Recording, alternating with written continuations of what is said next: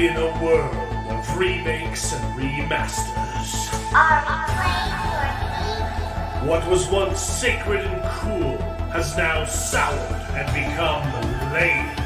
Red? Gone are the days of Pogs and Cowabunga. Now is the reign of slurp juice and dabs.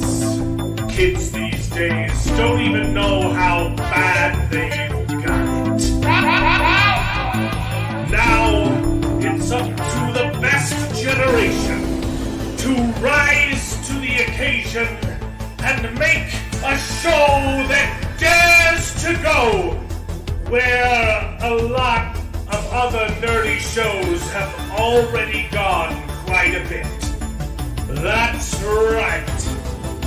They're going to talk about it a lot.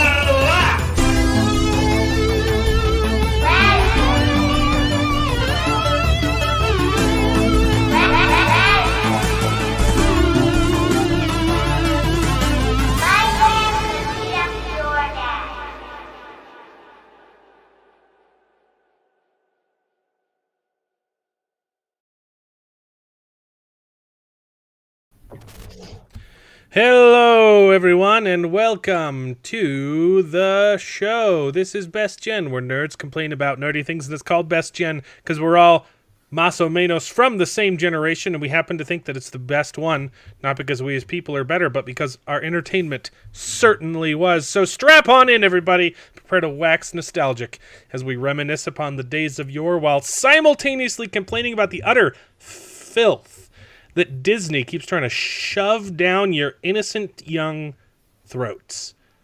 How's everybody doing tonight?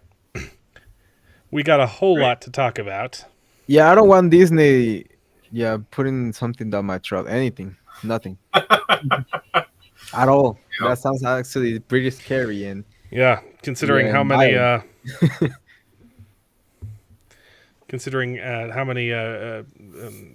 people have been arrested at Disney for certain things. Yeah, it's a little scary. yeah, didn't Disney hire that guy Peck? I don't remember his first name, Yep. Okay, moving right along before we get demonetized, we got the angry Mexican in the house drinking water because Yeah, he's being healthy. like, I'm muting and unmuting because there's a Mexican fiesta outside, and they are listening to some pretty loud Mexican music. I don't even know like what kind of music is this. Like I don't recognize it at all. It's too Mexican for me. It's too much. It's not just pura banda. Exactly that. Yeah, exactly that. But it's one that I haven't even heard. Like it's It's too not Banda El underground Limon nowadays. or No, Banda it's- El Original Limon. There's two No, but I bands. just hear- There's two bands called Lemon, and one of them was mad, and so they put the Yeah. original Lemon in One their is name. the original one, and the other is Yeah, but first they were just called the Lemon Band, and then Yeah. there was a new band that came out and said, we're also going to call ourselves the Lemon Band. Yeah. And then the first band Yeah. changed their name to the Original Lemon Band. And the second one was La Arrolladora, which means La Arroyo. Yeah. Arrolladora. Which, So they both ended up changing their names. Bulldozer. So now there's no longer just a Lemon Band. yeah, it means basically the bulldozer because the Arrolladora became way more popular than the original. So if Well, you ever better. start a band in Always- Mexico, Yeah, the original Lemon was is always available. was always like locally really beloved. So it was always beloved, and you're always going to be considered like the birth of that band and set of bands because it was not only one, but it was multiple. Because when you have a band music, you can just give the rights to people to play your music, right? You say it's Yeah. the same band, but it's not actually. And they have like 3 different or 4 different singers, and usually you recognize them because they're on the video. So it doesn't like change that much. So they that's why La Arrolladora made a lot of money. It was pretty arrolladora, pretty bulldozer. Well, what would the translation to arrolladora? Yeah, bulldozer. I Run think. you over. Like arrollar means basically to run you over. Yeah, So it is yeah, bulldozer. they run over the with a bulldozer, the original one, with more success and money. And then they got infiltrated, and they got in contact with the guys that we cannot mention in the show because Well, sorry that you're dealing with a party in your backyard that you don't want to participate in. That's Oh, don't never worry. fun. They have been pretty scared of my music because I've been putting Kendrick Lamar all night, and my speakers are some Yamaha H8. So these are way more powerful than those that they are have outside. So it's like, yeah, I became a little bit more deaf tonight, but it's worth it. I hate banda music, There, and I hate. there are like 5 good banda songs, and then the rest of them all sound the same. Mm-hmm. Yeah, at this point, I just hear the boom, boom, boom, boom, boom, Uh, boom, boom, boom, boom, boom. yeah, Yeah, just those, the tubas just and whatever. Just same. ear-shattering trumpets. Yeah. We've got some wonderful people in the Clark. In the Clark? We've got some wonderful people in the Clark. We've got some wonderful people in the chat. Clark's chat. So We got Mark Chat in the Clark. We've got some wonderful people watching the show. We got chat mark in the. We've got Mark Clark celebrating 19 months of memberships. He's our inaugural. No, inaugural. I always forget the word, and it's not emeritus. Initial. He's our initial investor. He's our angel investor. inaugural sounds about right. I mean, that'd be Probably our just, first. Maybe. Maybe. If you want to be cool like Mark Clark, you can also become a channel member. And it's just 99 cents, and you get access to a wonderful community. You get some emojis. You get a little badge. And you get to sleep at night knowing that you're feeding my kids. Mm-hmm. So, Oh, and it really... do you get access to like the uncensored videos with the. Yeah, you do. Right. That's the biggest benefit. I mean, the biggest benefits is you're That's not right. you're feeding my kids. But you also get early access to videos, which sometimes isn't very early, but you get access to videos that are under copyright strike, which is early, very early.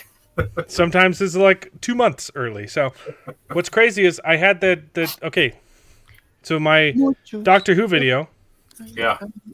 I submitted a version that got copyrighted, and I appealed it, and that takes 7 days. So then I uploaded the highly censored version where you can't see anything on screen because I had to cover it all up, and that was released, and that got like almost 1,000 views before I shut it down, because the other one passed. They gave up. Yeah. They released the copyright claim, so I shut down the original censored version, and I released the original video after it cleared copyrights. It was like an hour. Okay, they released the copyright, and I published the video right then in the middle of the night. It was like 4:00 in the morning. 10 minutes later, they copyright claimed the private video, the censored video that was already basically removed from my channel. Wow. Oh my. I was going to delete it, and then they copyright claimed it. I'm like, screw that. I'm going to fight this. No one's ever going to watch this video. That's so ridiculous. BBC can eat my butt. Well, you should become a channel member because it really helps in situations where I get copyright claims from bogus companies who are stupid poo-poo dum-dums. We got Justin Hancock. Evening. How's it going? Muchos hornos. I don't know why he's talking about ovens. Muchos Yeah. hornos. Muchos hornos. Ay, ya, ya, ya, ya, ya, ya, ya, ya, ya, ya, ya, ya, ya. You don't know that? You don't know that skit? Was that a Family Guy joke? I haven't Yeah, watched Family Guy in a Family long Guy. time. It is really old. It is like season 6 when it was still good. Actually, it's specifically season 6 or season. I never watched it really religiously, but I did Family Guy. I did watch a lot of it. But yeah. So we got some wonderful people in the chat. Make sure you participate in the poll. I want to know which bad defense of bad shows is the most bad. I think for me, I think it's insert IP here was always woke. I hate that one because it's just gaslighting. Yeah. We got Jared joining us. How you doing, Jared? Just got to sneeze, but I'm doing well. Doing real good. Cool. over here, Cool. We've got other Jared. Hello there. Hey, it's a nice think- new setup. I think I'm more bearded than you are that- now, bearded, right? I don't know about that. It's still Pretty sure I'm longer. You have to remember, I have no actual chin. Yeah. Like, there's That's nothing true. here. Like, so. It goes up to your lip. That's how much. long the hair is. Okay. Yeah. So it's like It was fun if you start measuring, like competing, or you start sticking pencils in it. Like, you're trying. Oh, mine is better. That's what we're calling it these days. Is a beard man. Yeah. So is that your new place then? Mm-hmm. It is. Is it a new house that he? It's not a permanent setup, but it was just some stuff I threw on the shelf Yeah. last minute there. Got He's a in the- Redwall book here, a bunch of Star Wars Legos, and the beautiful secret projects here. And, Yeah, I finally got 'em all. Got Lord of the Rings here.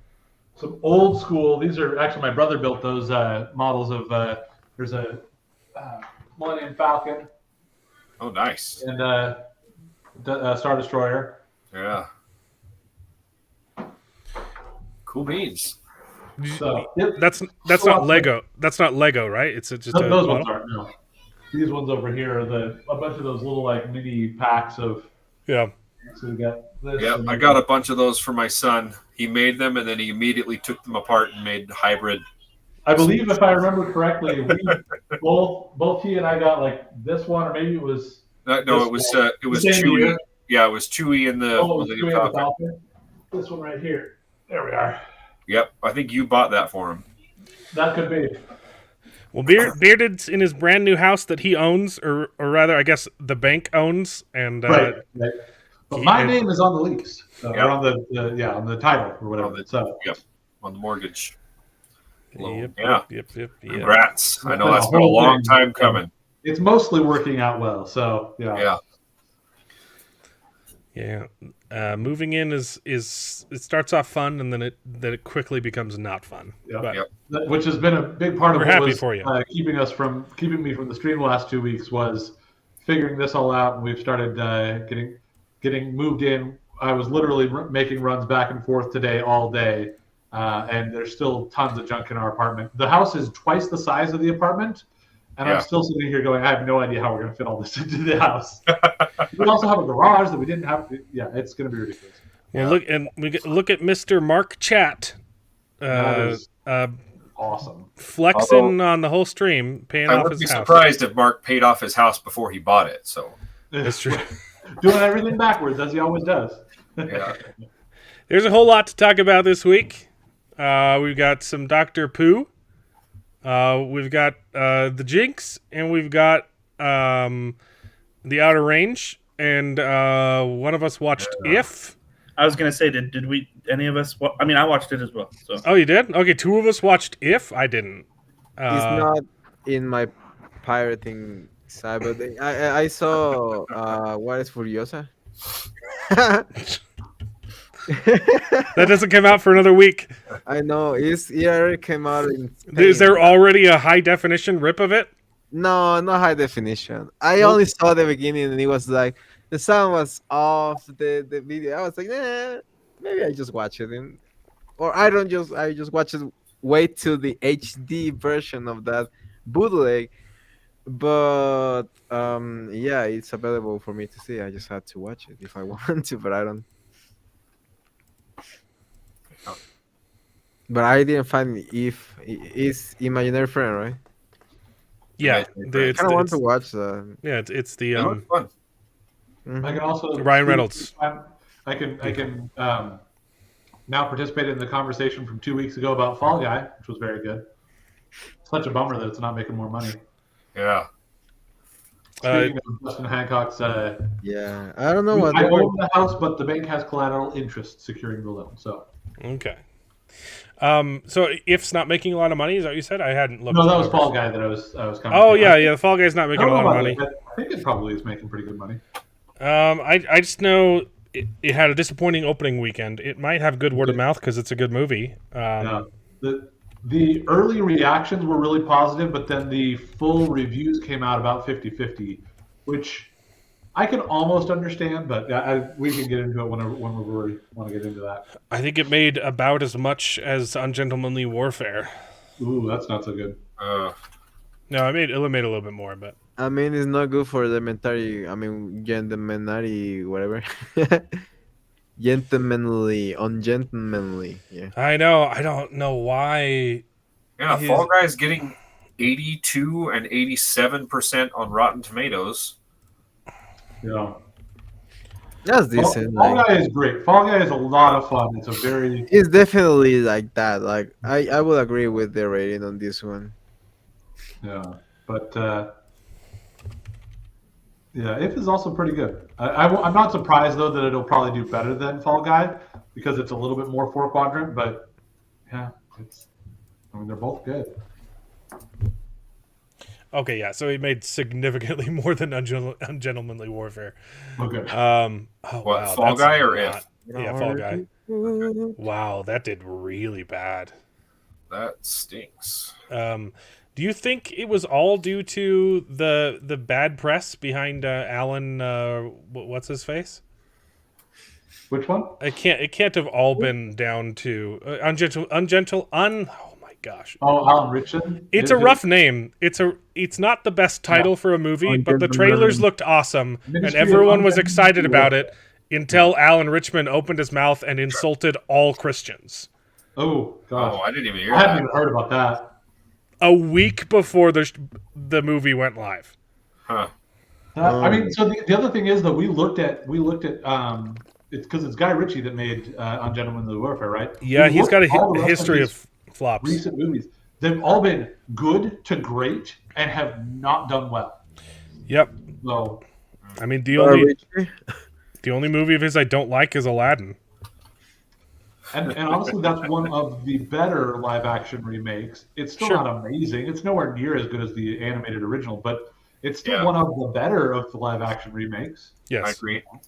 Out I of mean, the he's live working action within a- remakes, it's the better one. He's also working within a constraint of he's doing a live action remake as opposed to making his own movie. Mm-hmm. You know? Yeah. So Mm-hmm. and that was probably the most successful one too, because didn't that one make? Probably it good made a lot. chunk Yeah. of money? Yeah. Did that get $1 billion out? I feel Yeah. like- I know Cool, his. yeah. I know his Sherlock Holmes movies did pretty good Yeah, as well. especially the first one. You guys talking about Guy Ritchie? Guy Ritchie, yeah. He made a super stinker. He wrote and directed a super stinker, but I don't remember which one. It's the biggest flop of all time. Is King Arthur movie?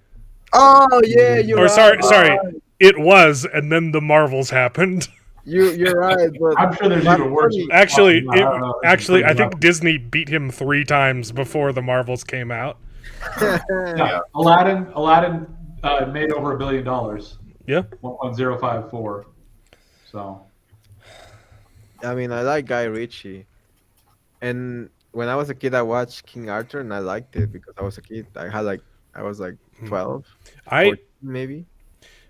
really like Oh, his no, King I- Arthur. I really like his King Arthur movie. I think it's good. I don't understand. My dad liked it. My dad Yeah. when he was alive, but he also really liked Fast and the Furious. Yeah, I never Although- saw that first. After watching in his perspective growing up, I think that he actually watched them because they were really bad, and he laughed at the nonsense that was happening in the screen. I thought that he was just like bad at movies, that he liked bad movies and Right. bad media, but maybe he was just like ripping it off like I do usually. Revolver. I don't think that's a. Is that a Guy Ritchie movie? I haven't heard of that one. Heard of that? That Wanted, I Yeah, love that was made in 2005. It is one of his movies. I haven't seen that one. So, Never heard of it. Never heard of it. but he's got some bangers. When we were talking about him last time when we were talking about the movie, I said I hadn't seen Snatch, and I realized that was a lie because I went to go watch it and I was like, wait, I've definitely seen this and it's great, but I haven't seen the Lock, Stock, and Two Smoking Barrels. I think it was really hard during the 2010s to not watch it accidentally. Like, it was almost everywhere in TNT and all those like channels. I don't Dead know. Deadpool 3 comes out soon-ish. I mean, it's a while. July? It's a couple months out. Yeah. 2 months, a little bit less. It's fine. It's worth the wait, I guess. So you guys who watched If, just give us the rundown. Is it good or is it So not? what do you think, Jared? Gary. I think If was actually pretty good. So I think the problem with If is that it looks like a kids movie because there's lots of fun, cuddly, like stuffed animal characters, but it's definitely more targeted towards like the adult Like- audience. Really? As far as like the depth of the story goes, I think that it's ultimately it's a really good movie. I enjoyed watching it. I think that the story was pretty well told. It was fun. I enjoyed the characters. I mean, there were definitely moments where I was, you really were invested in the characters, and I definitely cried a couple times, and I'm okay with admitting that, Oh, there's Yeah. something about the daddy and the daughter relationships where the parent may or may not survive. Those ones always get me, and I'm like, Oh yeah. gosh darn it. So, anyways, there was a little bit of that, but it was really good. Tom Krasinski, It wasn't super he did predictable. great with this movie. There was a little bit of predictability to it, but like it wasn't like, oh no, they're doing this. It was like I feel Yeah. like it was really put together well, and they told a really good story, and it was definitely geared more to like, hey, let's not lose our imagination, even if we get older and we get more busy with life. Well, one of the big lines is that like, oh, kids grow up and they don't need their imaginary friends, and they say no. When you become an adult, that's when you really do need your imaginary friend. Is kind of Yeah. one of the running themes with that. I actually feel like I watching the movie almost the whole time I had a smile on my face. So it was a really fun movie to watch. Mhm. The way I'd heard it described is live action Pixar. So to your point, it's geared towards kids. The main protagonist is a little girl. She's 12, I think is what they say in the movie. And her acting, by the way, was She did well. like she did an amazing job, I think. Yeah, she did well. A lot of great emotion. She played this kid trying to be an adult, really responsible, but then like having a lot of fun when that breaks through. And then, but I will say that to me, actually, the story was only okay. There were a couple of places where I was like, huh, it feels like this isn't fully fleshed out, but it's not the point of the movie, so I'm okay with it. Right. So I actually think that there are some weaknesses there. Like we don't get much of an explanation about what happens with the mom or what's going on with the dad. Right. So But- the journey is better than the destination. Exactly, yeah. So that's why I still really liked it. I couldn't help but I was smiling during almost the entire movie, except for those moments where, of course, you get a little bit emotional because it's got a sad bits going on there. And Some people like to smile during those moments too. We don't publicly shame them for being sociopaths. I usually Okay, we don't judge. no judgment. No, see, but Jared, I think that's what's interesting about this movie is it wasn't a huge story. Like, okay, like this kid goes on an adventure and then they find themselves or whatever. But it was like it was a really short time period, but it was focused, right? Like it was a focused story or a focused telling of why it's important to continue to be imaginative and continue to have fun, right? That's And so interesting I feel because like the trailers that's my definitely question. make it look like it's going to be like a big adventure.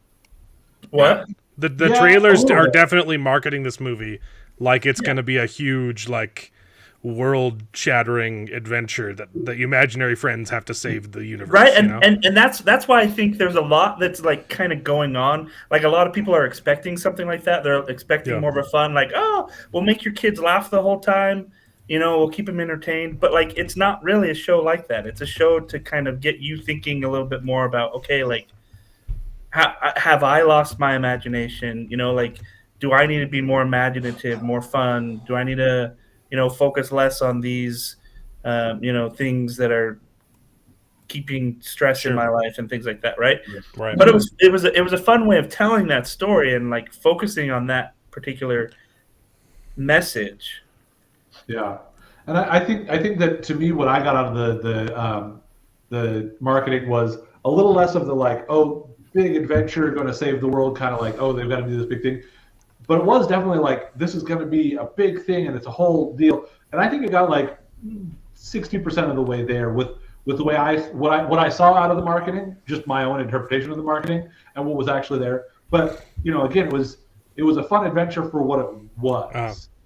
But again, it was very, like you said, very focused, short time period, covered in the movie, stuff like that. It was a lot of fun. It's really one that I really feel like the description of it being live action Pixar kind of fits really well for me, because Pixar does a lot of that stuff where it's like it's framed to kids, but it's got a lot deeper messages. Usually, most of the time, it's got a lot of that like really emotional, heartfelt stuff. You think about like a Finding Nemo. Like, that's a fun movie for kids, but at the same time, Right. what is it really? It's a story about a parent losing a child and being afraid of losing his child. Right. It's a really emotional ride. Like, even not being an actual parent, but like watching it a couple of years ago, and we're like, dude, this is weird. We identify with Marlin more than we do with Nemo now. Like, Yeah. and like how deep the story is from that too. So Yeah. I think For me, it's Poseidon and the Little Mermaid. I'm like, that idiot. I just want to slap her. Yeah. Right. You've come met on. you met this guy for 2 minutes, and you want to go sell your soul to Satan so you can go fall in love. I'm sorry, you're grounded. Right. Okay, we are clipping your fins, and you are staying in the house for a year. Yeah. I think a good way to describe If was wholesome. It was a really wholesome movie, and it was fun, which was a big relief. I mean, not like I ever doubted it, but like, we need more movies that are wholesome. That used to be an apt descriptor of Doctor Who. There were a few moments where I got worried. I'm like, where are they going with this? Because you were saying like it's not like it was predictable, but for me at the same time it could go one of 2 or 3 different ways, and I don't know which one it's going to go down. I was almost expecting a bigger kind of twist than what we ended up with from the movie, with all the relationships and things like that going on. They kind of teased some stuff throughout it where it suddenly was like, okay, that's nice. It was fun. It was fine, and it makes sense. Yeah. And I could see that being one of the options. But I was kind of almost waiting for something like a much bigger, deeper, or not deeper, but like more drastic shift or twist. Plot-wise. Yeah. And which again was more an expectation It's fine. issue than I like smaller scale stories anyway. Not everything has to be world ending. So this is absolutely going to be the right kind of thing for that. I really do think it's a great movie for it. So I'm right there with you, Mark Clark. I never had an imaginary friend as a child. I was very well adjusted, very healthy. I was about to ask you. David had like 6, but Stop making stuff up. Did you guys ever have imaginary friends? No. I mean, now I want one. Is that even a thing? I feel like that's like a Hollywood thing. right? It's a thing. I definitely knew some kids that did.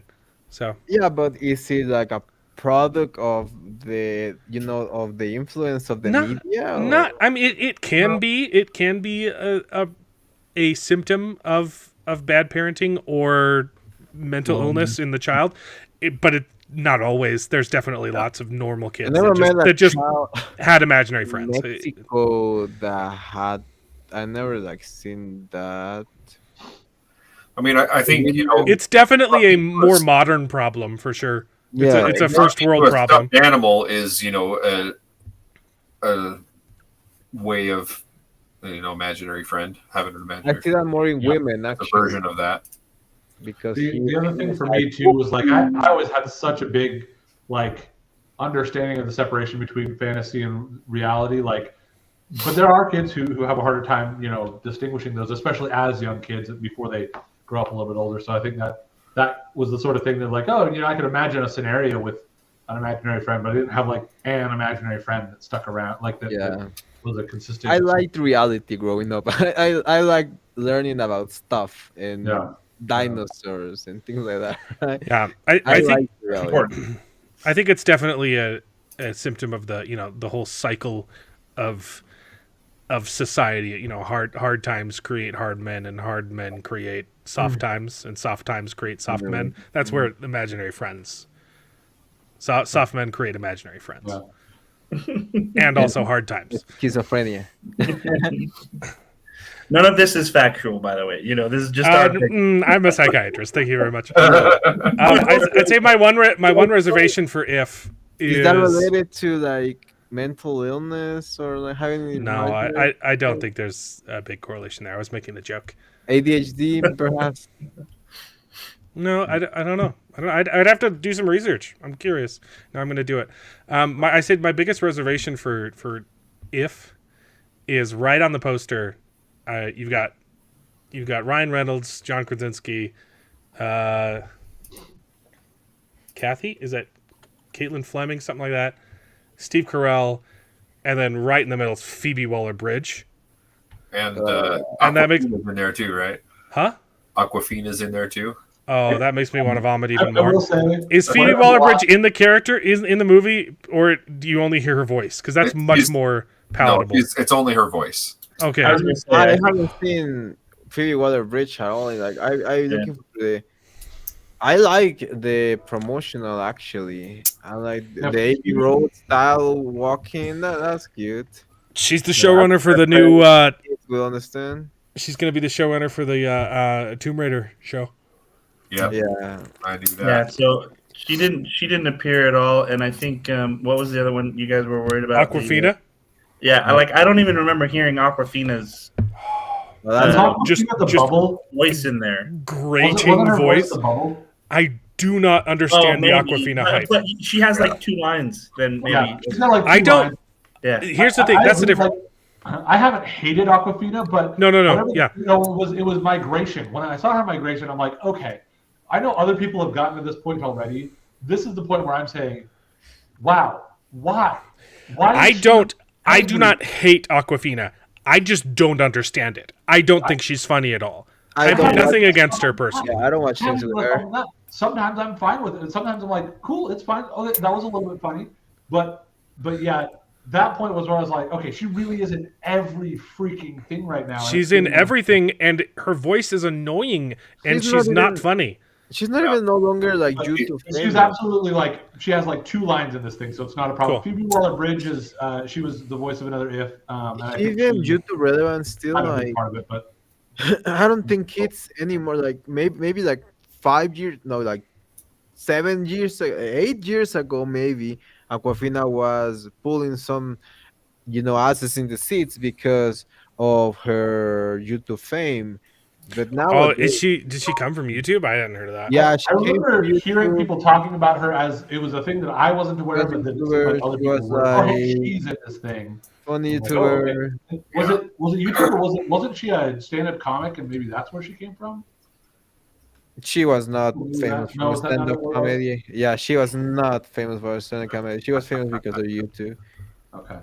She has a channel, right? Like, am I tripping? Like, am I mistaking her with like some another quesadilla or something like that? I'm not sure. The only role that I've liked her in, not just disliked her or been passively okay with her. The only role I've liked her in Yeah, she was has. Shang-Chi. I thought she did a really good job in Which Shang-Chi. one? Oh, Shang-Chi, yeah, Wait, yeah. wait. What Ghostbusters movie is she in? Oh, is she in the Justin? new one? The one with the all the Or girls? the Empire, or the Well, I was gonna the say, was female she? remake. Let's see. I don't think she was in the female reboot, because that was she wasn't one of the main 4. Yeah. I'm on her Wikipedia page right now, and I tried searching Ghostbusters, and it's not popping up, so I don't know. I think You did. I call think it. no, there's not another Asian. I was gonna say maybe Justin did a racism. I confused her for another Asian, but none of the leads in Ghostbusters are Asian. So anyway, that's but what other Asian? What who did you confuse her for? I don't know what you're talking about. Huh? Are you talking about the female reboot or the reboot? Is there an Asian in any of the Ghostbusters? Google for me. You're just making this more confusing, Justin. Anyway, the all-female cast. Yeah, none of them are Asian. When she was in Crazy Rich Asians? What? No, it's the SNL chick. It's the fat one who's hasn't been funny in anything. I did like her in a drama. She was in a movie with Saint Vincent. She was really good in that because she wasn't trying to be funny and do slapstick. And then it's the lesbian from SNL. And who's the fourth one? I think there's 3 from SNL. Right? Oh, and then there's the black one from SNL. SNL. From SNL, yeah. Right. I don't remember any of their names right now. Leslie Jones, Kate Leslie McKinnon, Jones, Kristen Wiig, and you Melissa go. McCarthy. Yeah, none of those are Asian. Oh, maybe you're thinking Oceans. There you go. Okay. Oh, the Ocean's 8. We're thinking of Everywhere. I actually All kind of at like Once. Ocean's 8. I didn't mind it. I still haven't seen that. I saw was part of actually it. I don't Ocean's see an 8 Asian in Ocean's 8 either. Sorry. Oh, All right. no, you're right. She was. Aquafina was in Ocean's 8. Okay. Good news, what- Justin. that's what she was You're doing. not Yeah. racist. You know what? I thought she In was a kind lot of of things, fun with, We really had to do the groundwork for you to prove your innocence, but we figured it out. You're not a racist. Yeah. I told you, YouTuber. Yes. Yes, because She's a YouTuber, Oh yeah. my God! Do you want to know? Listen to this? My God! Do you Was want it a to know reaction how channel or she- something? No. It's worse than that. She became famous because she released a rap song called "My Batch." uh-huh. My Yeah, in yeah, 2012, it got Uh, like millions of subscribers. I mean, not millions of views, not really much so- subscribers. But back then in 2012, I'm so where subscribers curious. was not that high, Don't and do it it, was bro. more about the views that you get. I'm so curious, but I'm not that curious. Then she released an album. I just Googled it. Yeah, I see it. I I'm have no seeing it on idea what Google. famous. I'm And not. I'm not clicking on the link, but I see it on Google. now I'm pretty way more disgusted by the fact that she is so famous and she's in everything and she is horrific and she actually brings most of the movies that she's in down. Is obvious, mostly the worst part of Yeah. most movies. True. True. And Anyway, her voice acting is the point of the story was I don't like Phoebe Waller-Bridge. He was just a voice of one of the ifs and a much smaller part of the movie than. So I would put her on like she did about as much as Steve Carell did in the movie, and the marketing makes it seem like Steve Carell's going to be a huge part of this movie. He's not. Oh yeah, nothing. they He's not put his nothing in the name movie. really It's big actually and. kind of a smaller part than I would expect based on the. Really? marketing. Oh, he's not the main Well, if. it's about the same. I thought he was playing the main No, imaginary friend. I'd say he had more of a. He was probably more of he had a a bigger larger role. plot part to it, but I feel like he had about the same amount of lines as Phoebe Waller-Bridge's if. Yeah, congratulations, Mark. Congratulations, Mark Clark. That one wasn't on you. True, So, that's true. if you guys, let's do some news. Did you guys see the Disney news? what now? Disney Oh, yes. has decided to remove Tinkerbell from their parks. You can no longer do meet and greets with Tinkerbell because she's too pretty. Wait, is that they're potentially problematic? That's literally the reason, is because Yep. she's too concerned with her physical looks and she pines after Peter Pan. So it's not okay to be straight and it's not okay to want to look pretty. That's literally every single princess from almost They're all saying of them. Exactly. the fact that she fawns No way. over Peter Pan is problematic, and No way. she's Sleeping too Beauty. skinny, which is not healthy for girls. I'm just gonna go out on a limb and say, yes, okay. Having unrealistic body standards, That's not very healthy. You know what I think is more unhealthy? Having men dressed up as princesses at Disney Park. I think that's a little bit more unhealthy than unrealistic body standards. Yeah, and not only that, but creating a new body standard that pushes unhealthy habits. Yeah, is worse. Yeah, very unhealthy, irreversible body standards. So, yeah, she's ruining Tomb Raider for sure. Womb Raider.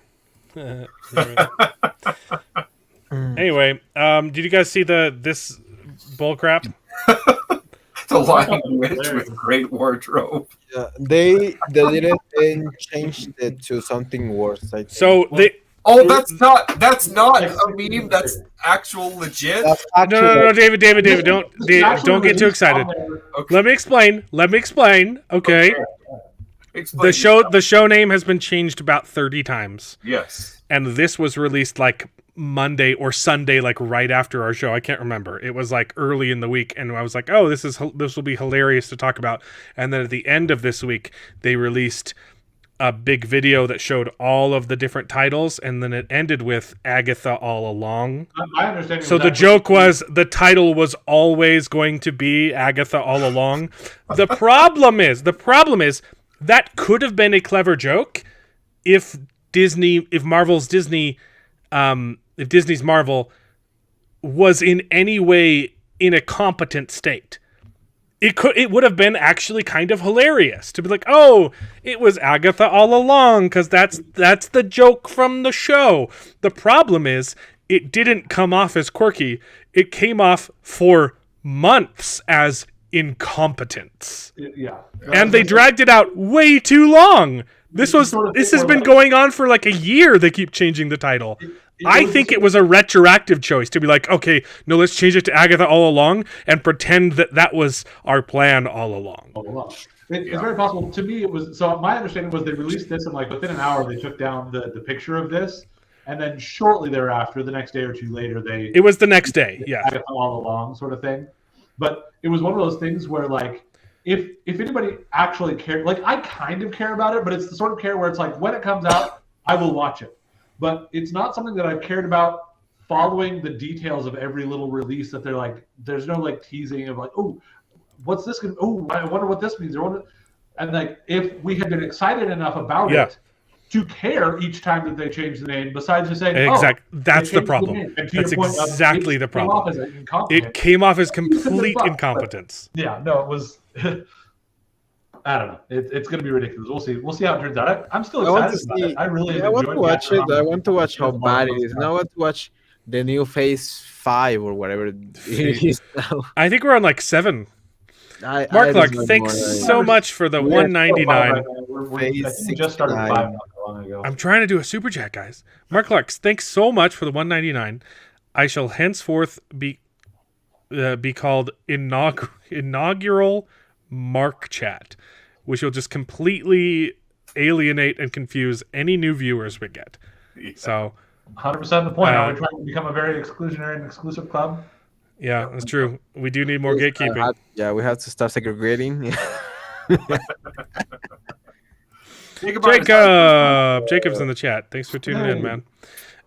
So I assume you guys saw the Assassin's Creed news, though, right? That was a little bit that made a little bit more waves than the Agatha All Along. I'm working on a video actually that's gonna come out. So for years, decades, even some might say more than one decade, Assassin's Creed fans have been begging Ubisoft to make a game in Japan, where there are.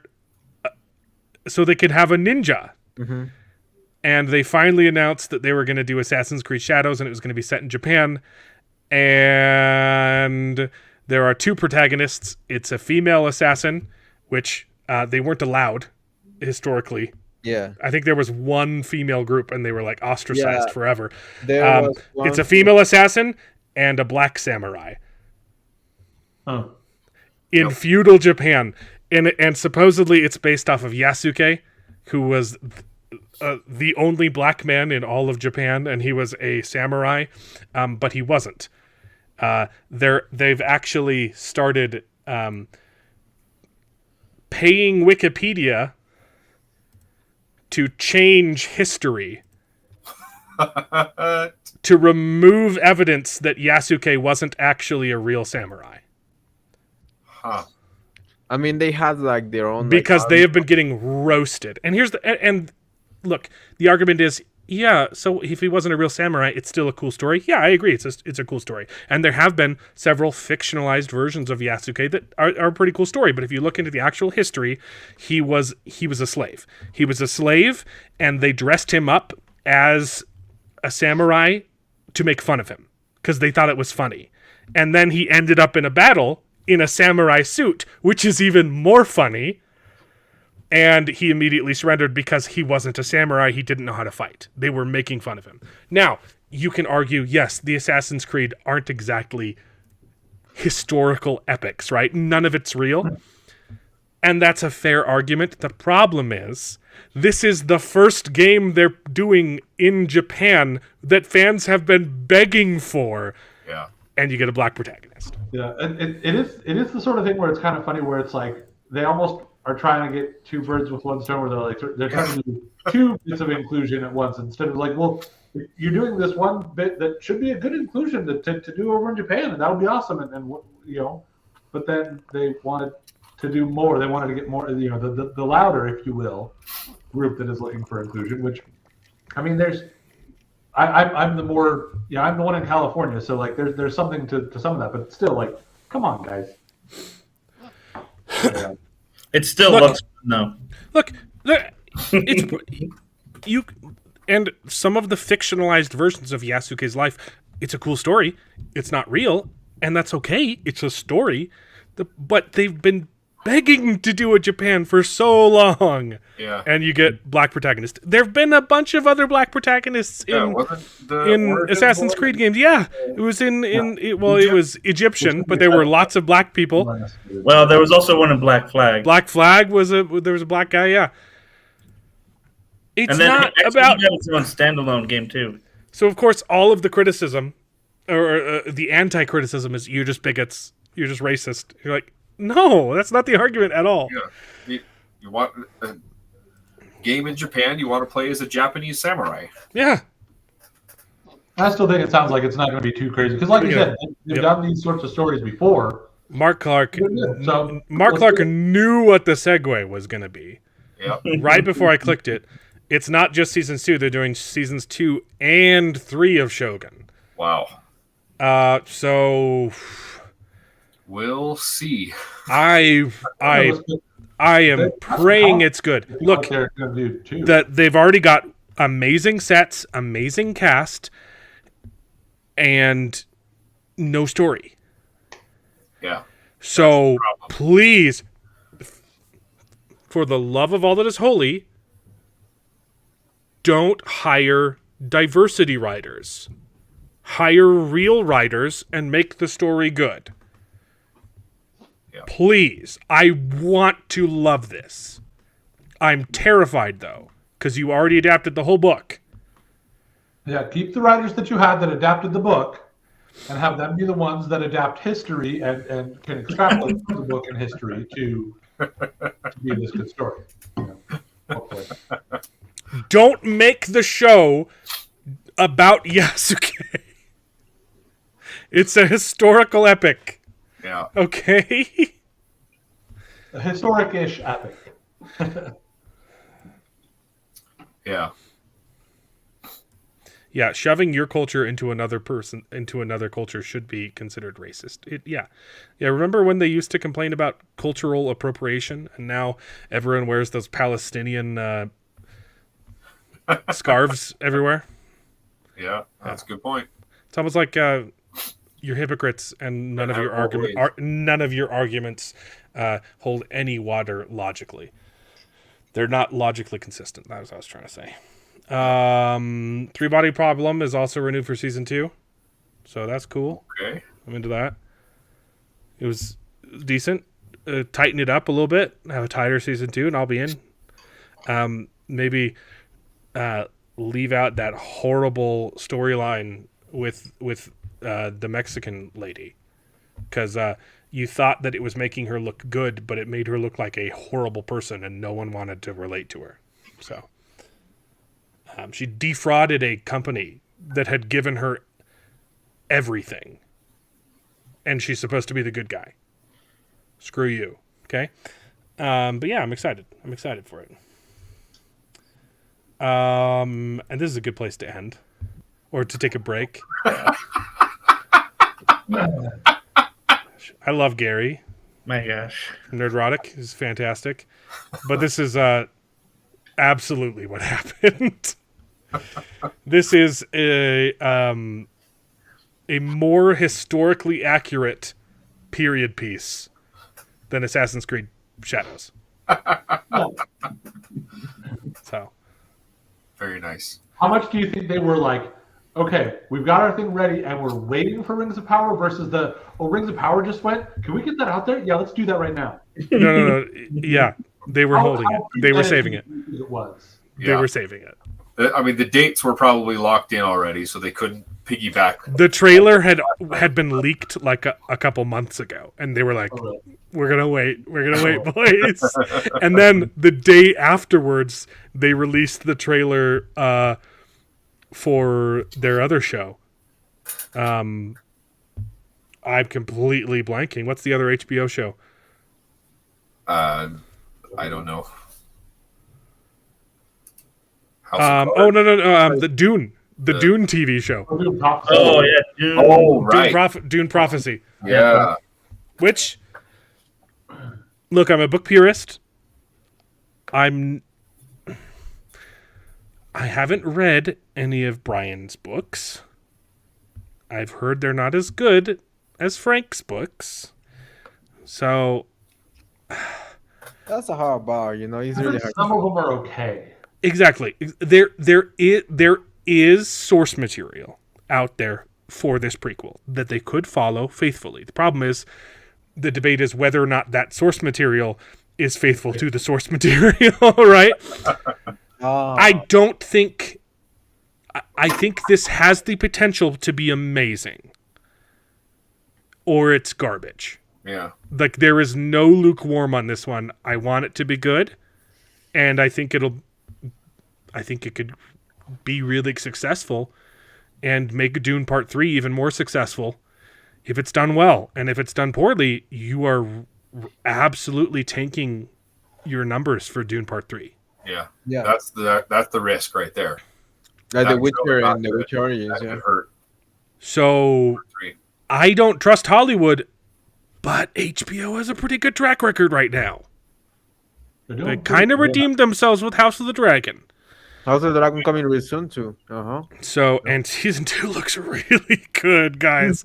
I am pumped. I'm going to rewatch House of the Dragon season 1. I am ready for read it. the book, bro.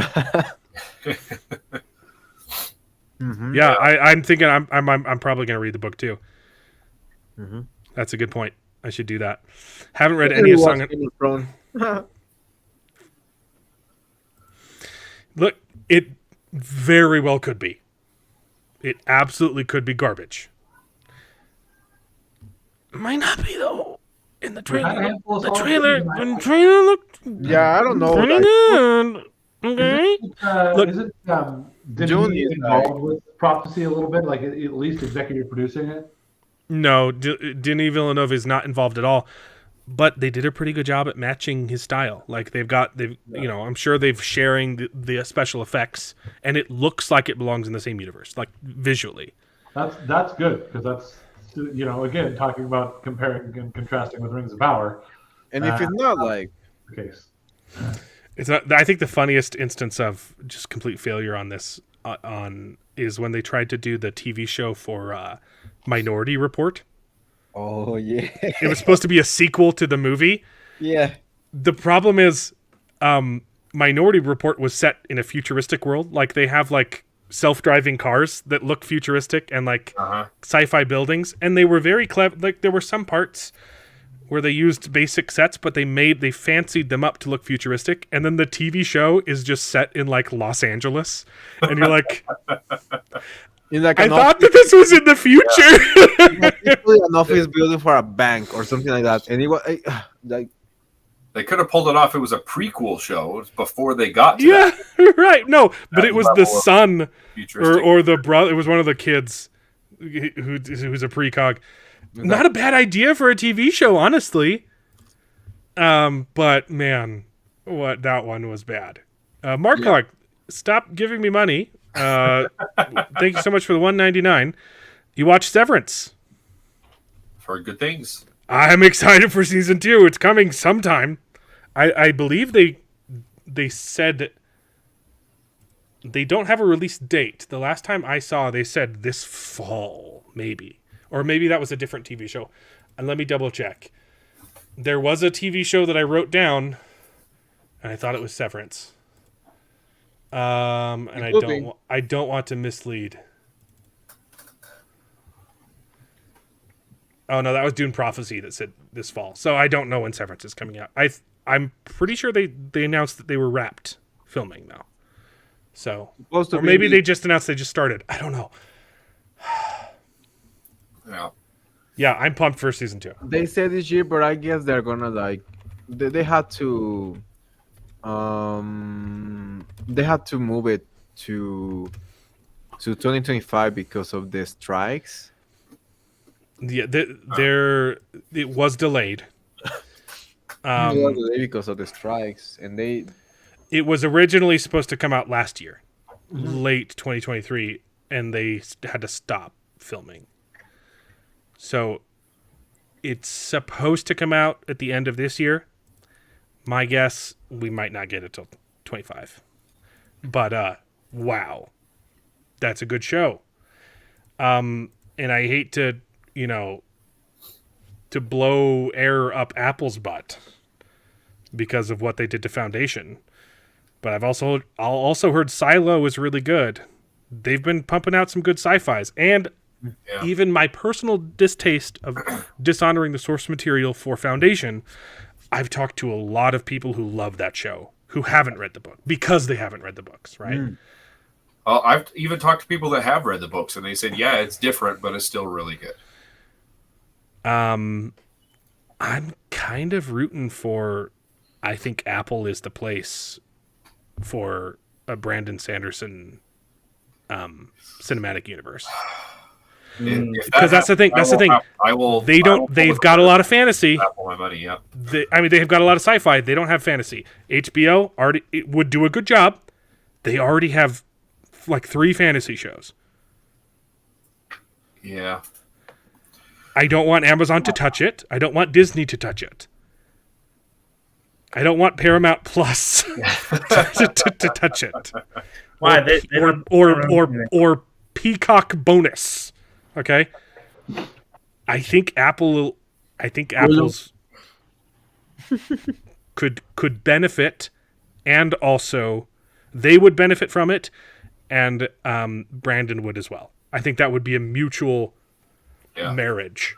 Yeah, I miss the Sci-Fi Network, bro. Whole TV Plus, so I miss that. I stepped out for a minute, so I don't know exactly how we got into this conversation with Brandon. But yeah, unfortunately, I won't be able to make it to Dragon Steel. I was Paramount's Nickelodeon. so I wasn't able to get on. Oh, Too late, huh? Massively sold out immediately. Yeah, 45 minutes. Yeah. It was So, insane.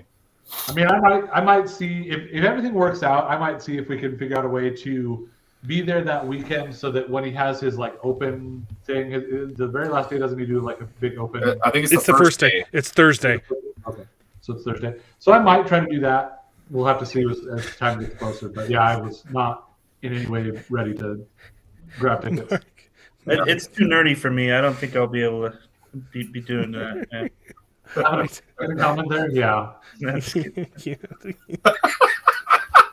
Mark Clark. I'm not going to read that one. Good job, Mark. It was on That screen was for 2. a legendary comment there. Yeah. I'm just saying, for a Brandon Sanderson cinematic universe, you want both parties to benefit, right? If you want it to be good, both people need it. Well, I mean, I honestly, Like Apple.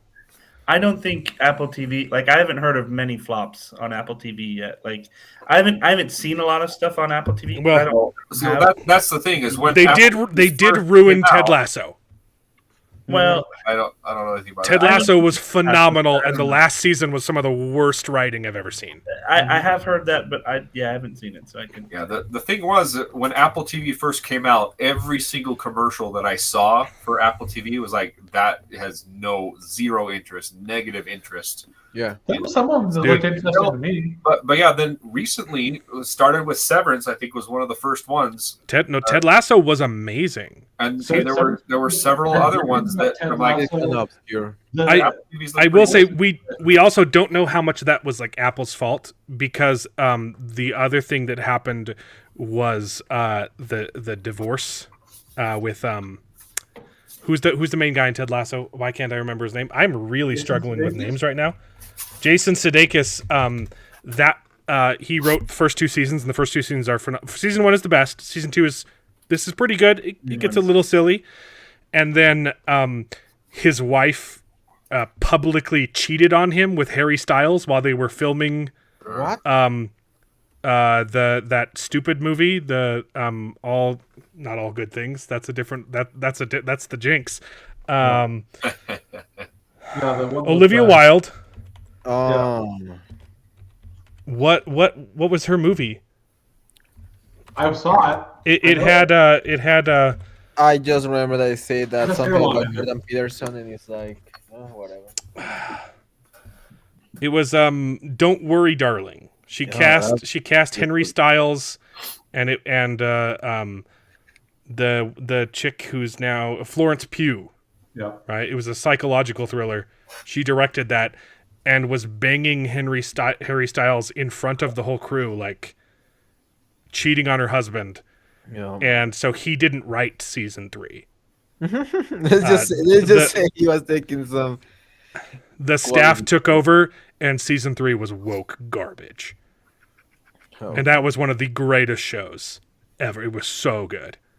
And the For All Mankind, it was like kind of theorizing that the Russians made it to the moon first, then stepping forward from there. That looked really interesting to me, and I heard generally good things, but I haven't heard a lot of things about it because the problem with Apple TV Plus is not a lot of people have it, so not a lot of people watch it. So a lot of the stuff that's on it isn't big things. They're not big things because Pulled Mortem, thanks for tuning in, man. And you don't have to worry about being late. You can show up whenever you want.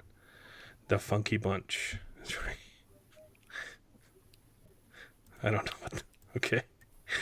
Yeah. I loved Ted Lasso. Wow. Season 1. You could just watch season 1 and just stop. That's totally like, it's phenomenal. But you'll probably want to keep watching, and it's worth, even with the wokeness in season 3. If you just fast forward, like the ending is pretty good too. So, well, that was a phenomenal show. I can't wait for Severance. Yeah, I don't know if they have a lot of other good ones. But yeah. Well, I mean, they've got They did a bunch of movies. The dinosaur one that they literally made a documentary series like a David Attenborough show about dinosaurs. Oh. Yeah, it was like super legit. Like, oh yeah. Was that the one I wanted to watch it, but I didn't. where everyone was talking about how the effects were so good? Like they brought good. like Steven Spielberg on to consult. Yeah, I don't know, but like, yeah, they were so good, and it's fun because it's like a documentary, like a wildlife documentary. So it's like, and you can see as this male, like this male Stegosaurus approaches and timidly, it's crazy. Yeah, I mean, the smart thing that they're doing is that their TV shows aren't very. They're picking shows that aren't expensive to make. Like even their sci-fis are genuinely pretty low budget. Like I think Foundation is probably their biggest budget. But Severance, it takes place in an office. Okay, it's about as cheap to make as The Office season 1. plus some special That- effects, yeah, which are effects, awesome. effects. But that's like Right. you can get cheap with special effects and still look good. Yeah. So I'm kind of interested in Apple TV. So Yeah. and plus, if you, I want them to save Raised by Wolves. Yeah, that would be a good home for Raised by Wolves, but I think it's It's been too too late. long. It's too late. Everyone's moved on. No one even knows about it. You never gave the show a chance. I don't even know. Raised by Wolves has been the biggest disservice since Firefly. Okay, Yep. it was so good. You bastards! You're right, man. Damn you! Anybody bother watching the Apes movie? Yeah, that was the reference there. I haven't seen it yet. No. No, I haven't seen it. I want to though. I've seen all the other ones. I fell behind after the first of the new reboot stuff.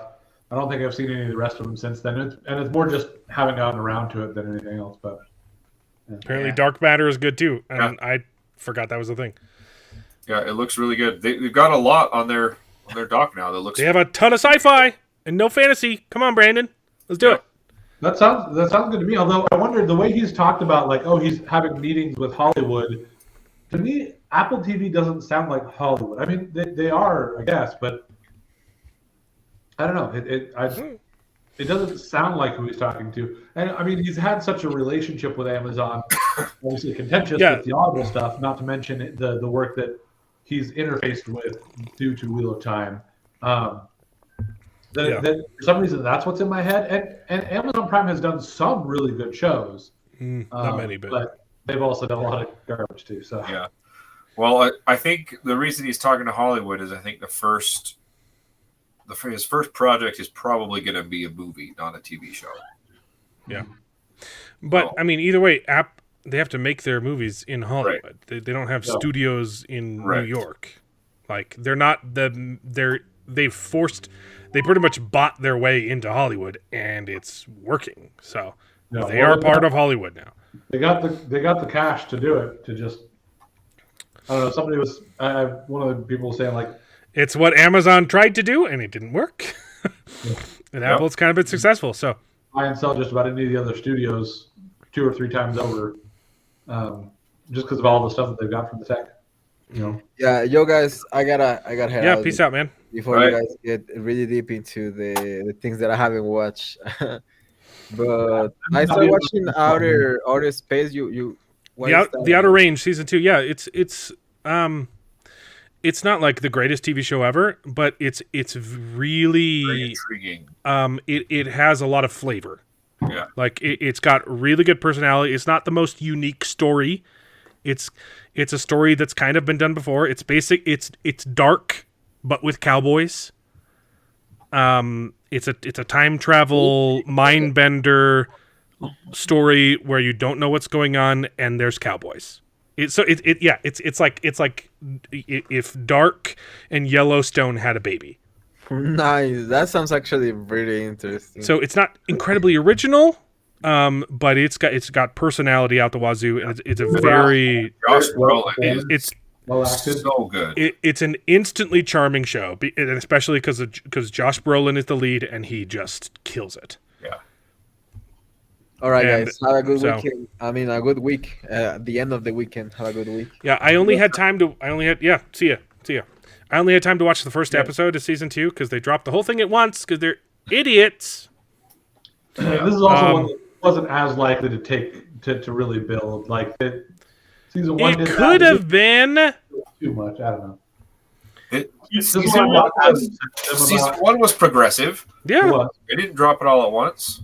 But did it grow? Did that actually give them the growth that they that I don't know. I think it did.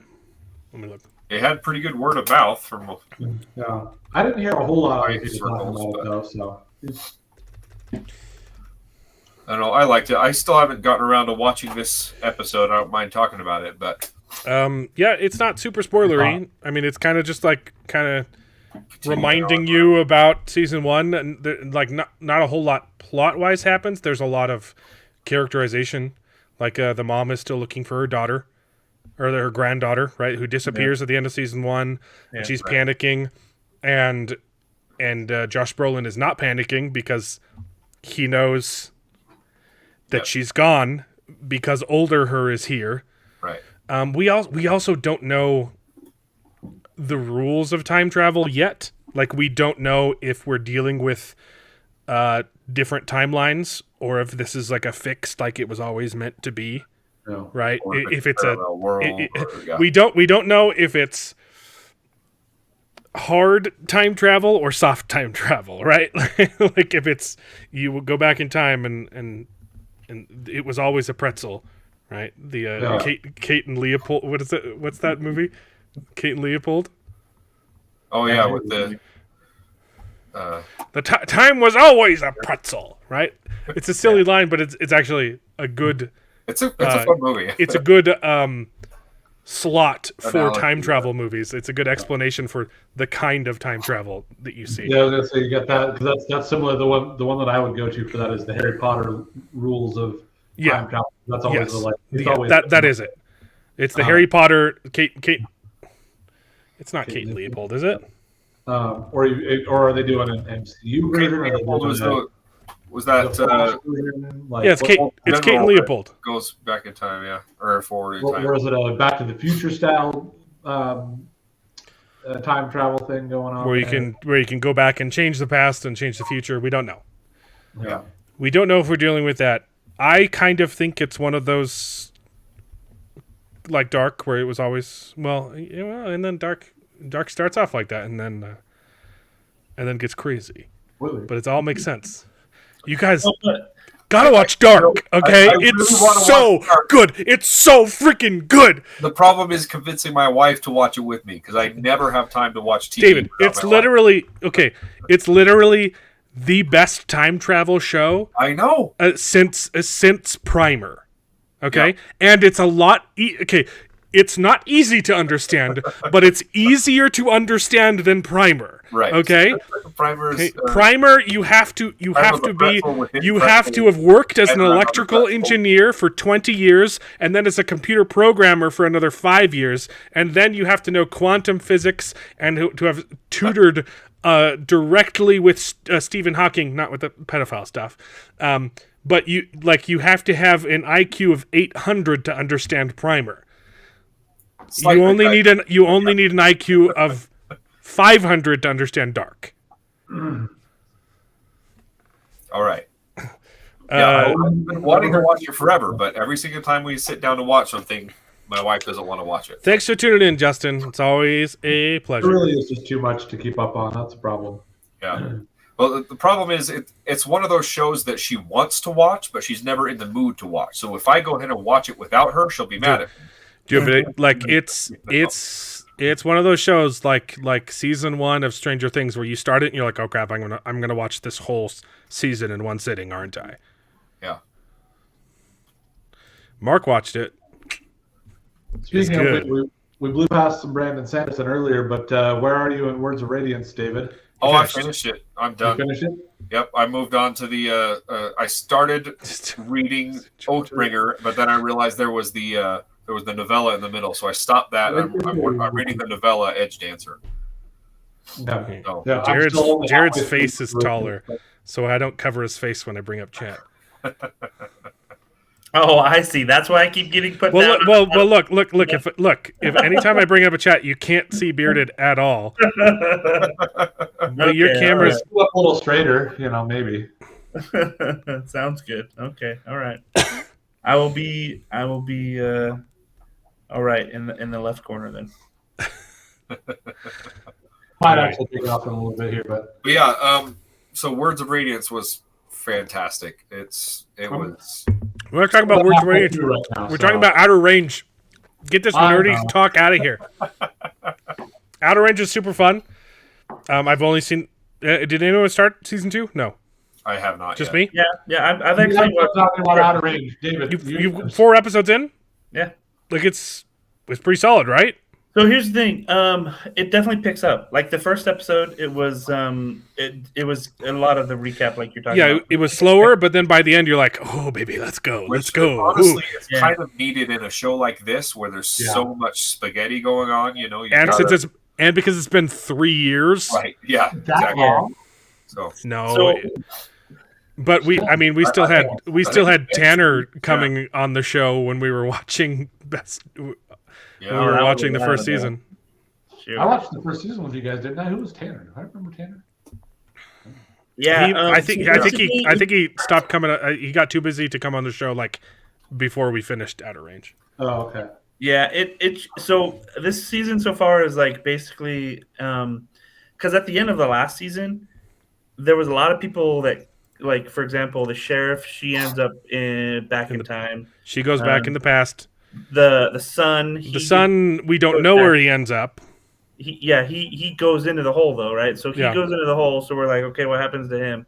The granddaughter disappears. Well, yeah, but in the first episode, they talk about how she was seen with her mom. So really, and she's so I think that's a lot. You of it. saw So- her mom at the end of season 1 too. Yeah.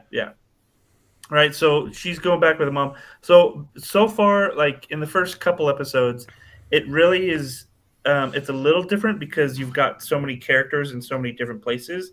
So they are telling a lot of different stories that are trying to tie together, which is interesting. Like, for example, episode 4.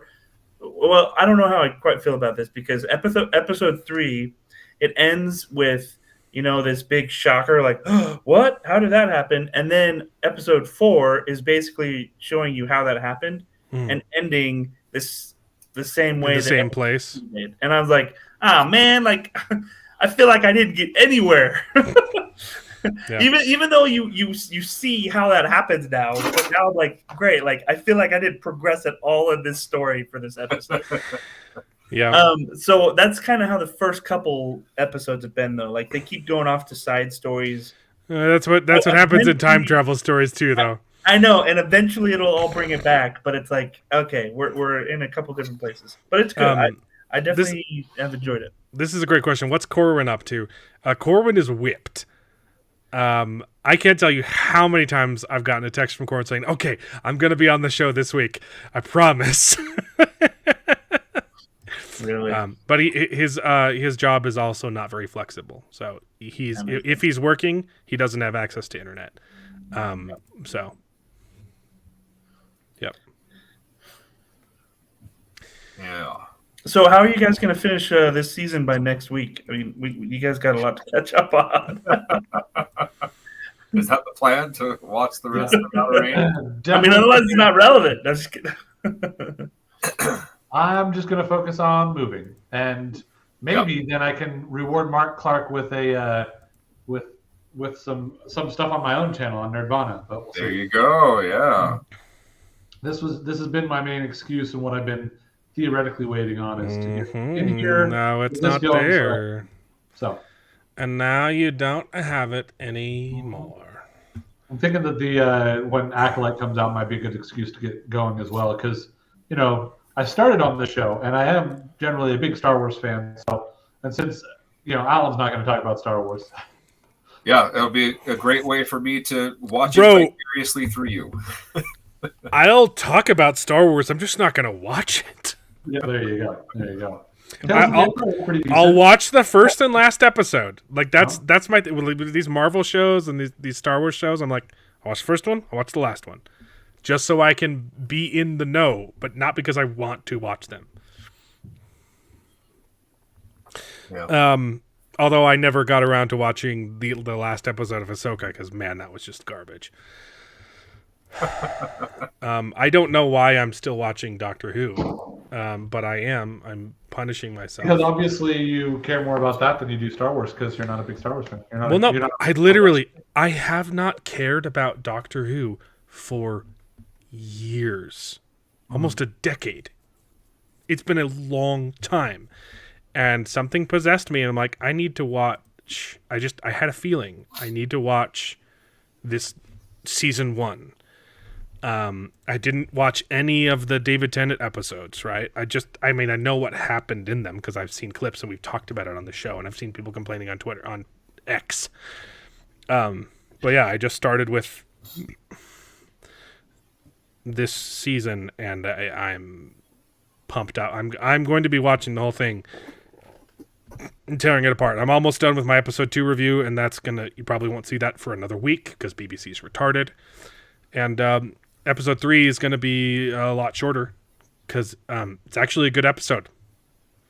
It also pissed me off. But it was written by Stephen Moffat, and even when he's trying to piss you off, he's still a good writer. And this was the only episode that felt like Doctor Who to me. Great. Well, I actually do got to get going, so Okay. you guys have a good one. We'll see you hopefully next week is the plan, although we'll just have to see how that goes. Can I show you 2 articles first? Because I know it'll make you laugh. Yeah. Were you here last week when we showed you this one? I was not, no. Okay, well, because the numbers have tanked. Oof. Like even the David Tennant episodes were the worst viewed episodes of all time. Wow. And they're like, oh, we thought it was going to be big, and it's horrible. And this season they've been plummeting. Wow. Have they finally got the iPlayer numbers? Because everybody was like, oh, the ratings are terrible, but They're not going to release the iPlayer numbers. Okay. So we talked about this article last week. To justify why the numbers are so low, it's because fans have called it woke and unwatchable, so they're not watching it. So TV ratings have plummeted. This was last week. Yeah. Here's the article from this week. The exact same title. Angry fans openly misinterpret Doctor Who viewership, calling the series woke and unwatchable, despite praise from critics. Huh. The first one, man, It's the same article, but just casting blame. Yeah, this one, because that first one just sounded like, hey, this is something that people are saying in general, and it's not just, hey, there are people that are being terrible anti-woke people, whatever. No, it's just that's what people are calling it. And then this one's like, nope, you guys are actively, openly misinterpreting it. That's funny. We're not misinterpreting the data. We know that the numbers don't include the iPlayer numbers, but if you also exclude the iPlayer numbers from the rest of the Doctor Who numbers, it's still unprecedentedly bad ratings. Yeah. You're the one who's purposely misinterpreting the data to make it sound like it's not as big of a deal. And do you know what they blamed? Do you know what they blamed? The racist fans who calling it woke and they're not watching it. Is it the same as last week? And warm weather. Yeah. Yeah, they were literally blaming it on warm weather because people aren't watching the show because they'd rather be outside enjoying the weather. It's like, are you serious? Kind of a good indicator that your show is bad. Yeah. If people would rather go outside and touch grass, the insult that they always say, oh, you're too worked up about the show. Why do you complain about it? Go touch grass. We did, and then you blamed us for it. Yeah. That's funny. But also, people generally kick back and they watch a TV show at night when it's not warm anymore. We're not going to be playing outside in the sun. We're going to sit down and we're going to Netflix and chill, right? All right. Jared, you got to get out of here. Yeah. Anyway. I knew you'd want to see that. That's funny. Yeah. Okay. All right.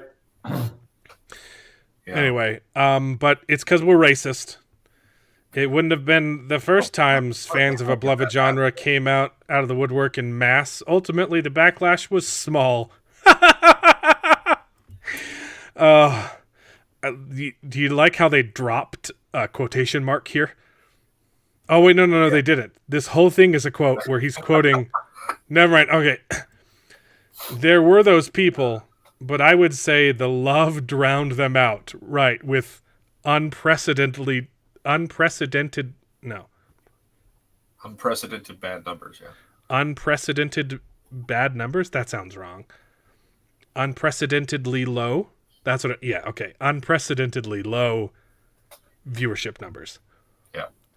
Sorry, losers. Screw you, Chudigatwa. Or no, never mind. I don't want it. You would. So, I don't want that. The drag actor says, screw them. Who needs them if they don't watch it? You need them. You need them. Your show was canceled until Russell T Davies came back to save it. Yeah.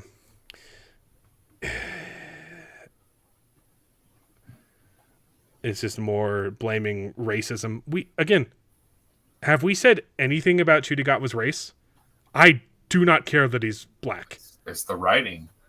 I care about the blatant sexualization of Doctor Who, and that they're bringing Chudigatwa's sexuality into the character.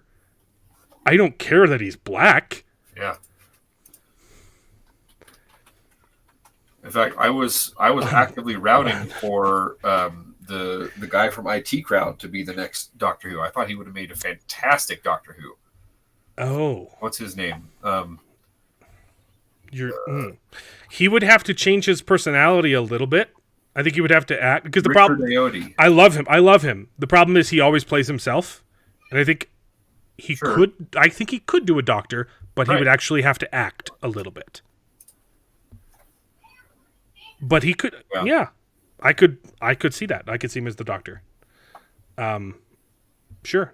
Yeah, this was. Yeah, I don't care. I don't care about his race. I don't care that he's black. He's British. Yeah. He's actually not British. But whatever. He has a British accent. That works. Right. This is what ticked me off. I actually liked episode 3. Somewhat. It was okay. There were parts of it that were actually good. Even some of Chudigatwa's acting in episode 3 was good. There was something there were parts of it that were really clever. Yeah. And they couldn't help themselves. I don't know how much of this was Stephen Moffat. It sounds like some of it was, or how much of it was Russell T Davies, adding flavor to his script, because he's the one that films, right? Moffat writes it, and then someone else gets to interpret the writing. Depends on who's the entire episode was just bashing Christianity. Yeah. They turned thoughts and prayers into like a horror slogan. Thoughts and prayers. We're praying for you, but we're going to kill you. And they bashed capitalism. They couldn't stop bringing up lesbians. And yeah, they're just bashing Christians. And then in a complete 180 at the end of the episode, they have the doctor say, "Oh, well, even though I don't like faith, I still need it." Because he was talking to a girl who lost her dad, and he was trying to make her feel better. And I was like, you don't get to spend the whole episode bashing faith. He literally says, the quote from the episode is, faith, that thing that you idiots use so that you never have to think for yourselves.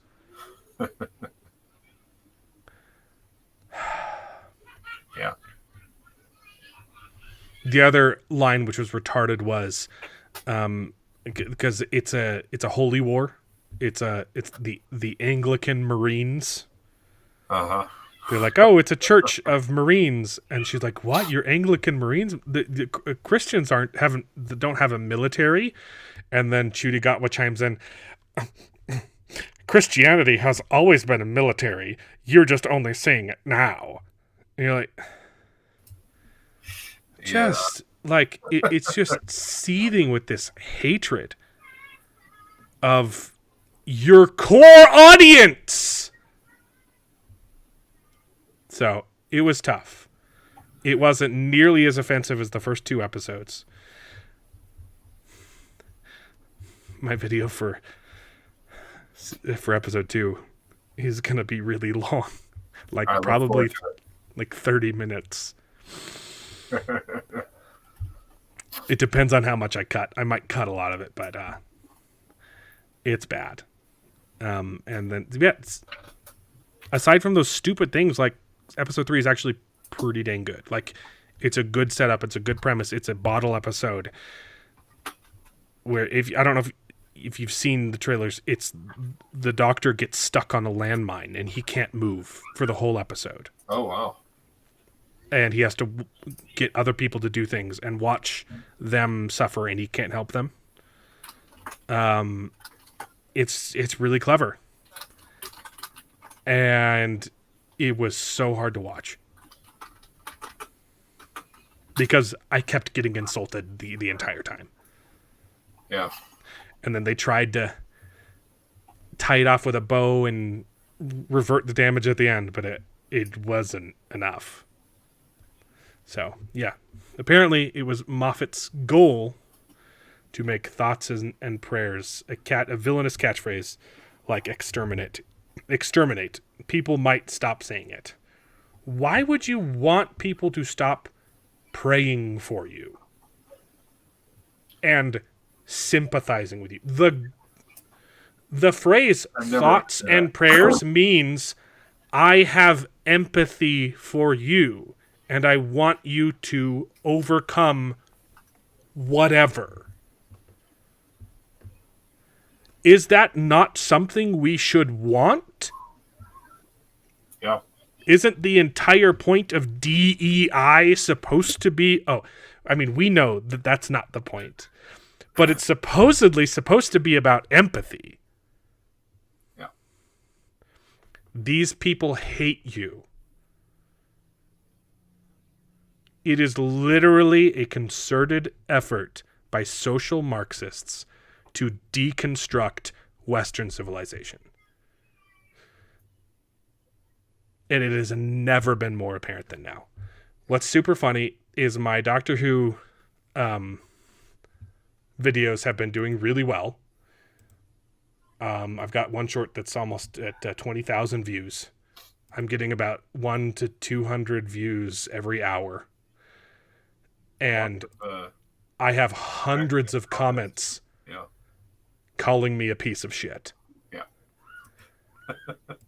Hundreds. I think I've got on that one video 200 comments of people telling me I'm a horrible, despicable, racist bigot. And the percentage of likes to dislikes is 95%. 95% dislikes? 95% likes. Oh. I don't care. So they're just coming. They're not even disliking the video. They're just no. No, if you look at the number of dislikes, it's 200.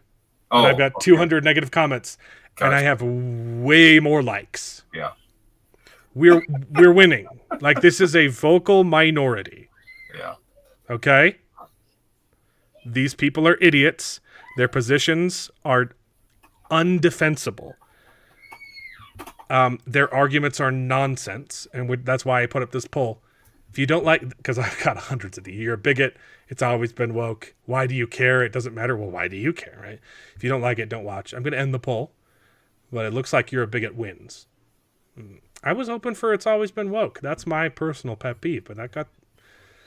yeah, you're right, because that's not only an insult, but also gaslighting of, the whole series as a whole. Yeah. So it's a double whammy. Onward Christian soldiers, yeah. These people are evil. Like, I don't say that. That's not hyperbole. Not the people who fall for the lie. I don't blame the people who are being lied to. I blame the people lying. Yeah. They hate everything about you. They have no morals. And their only goal is... it's destruction. Evil cannot create. It can only pervert and destroy. Tolkien was an amazing writer. And it's really sad to see this happen to something I've loved for so long. Yep.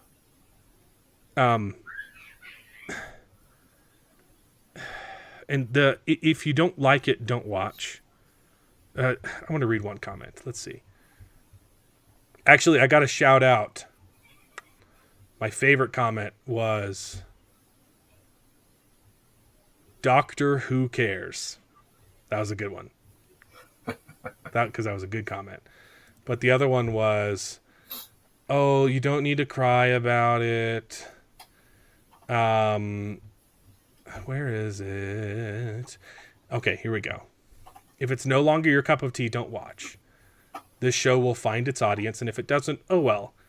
It's really not that important. Sure, and that's literally what I did. I stopped watching Doctor Who a decade ago. Okay? Yeah.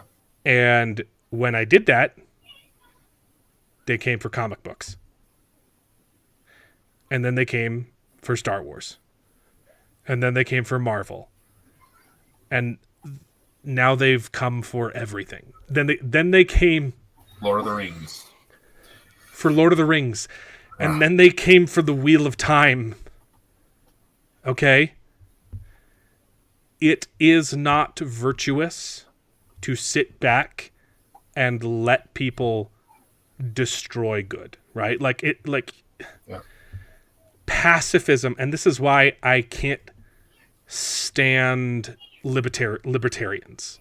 Okay? On paper, it sounds like a great idea, and I've found that most libertarians use it as an excuse to do nothing. Look, I hate Republicans too. Okay? I hate the Republican Party. There's like 3 Republicans I like. Everyone's muted. Sorry, my kids are screaming in the background. But but libertarians, just let everyone do whatever they want. The only thing what's the quote? The only thing evil needs to succeed is for good men to do nothing. Do nothing. Yeah. And that is why I hate that argument. If you don't like it, don't watch. Yeah, I tried. I really tried. And then they came for everything else. It's the Hangman. What's that short story? Who wrote that? Google that. The Hangman. The Hangman comes to town and picks one person a day to be hung publicly. And the argument is always, well, it's not me. At least it's not me. At least it's not me, until he hangs the whole town. The Hangman Cometh? It's fantastic. Great story. It's a poem? I read that in middle school, back when humanities classes actually taught you good morals, you know? But yeah, they've come for everything. And all pacifists still lock their doors at night, right?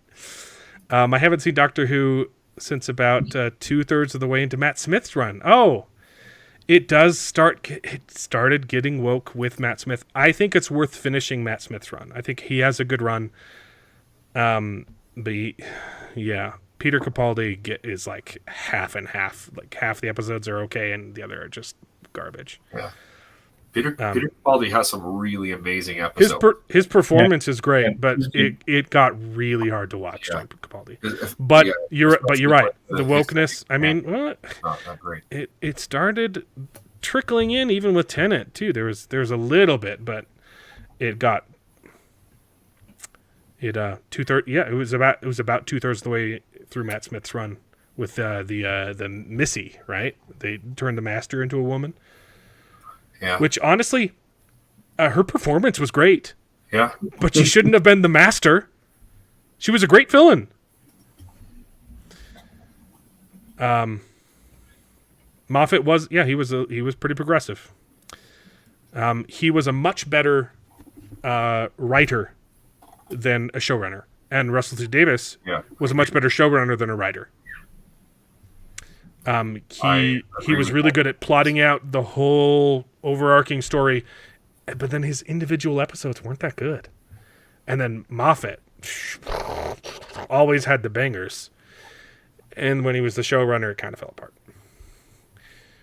Anyway, that's been my rant on. I don't think that was very political. I only mentioned politics until the very, very end of that. I can't stand the argument if you don't like it, don't watch, because I tried to do that. It didn't work, and that is not the solution. The solution to the problem is not to sit back and do nothing. Like, Yeah. we have to be vocal. That's why this show exists. And I don't care. Like, I'm not that thin-skinned that I care about these hundreds of comments. Some of them are pretty bad. They're fun to read.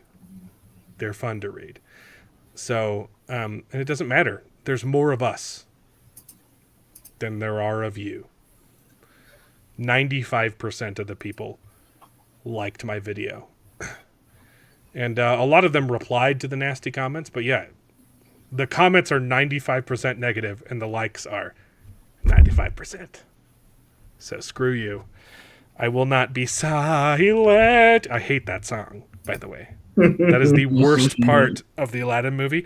I won't be quiet, as she's literally being bound and gagged and being quiet and not standing up for herself. I won't be silenced. The song stuff was fine, but it was very out of place. Yeah. Anyway, this has been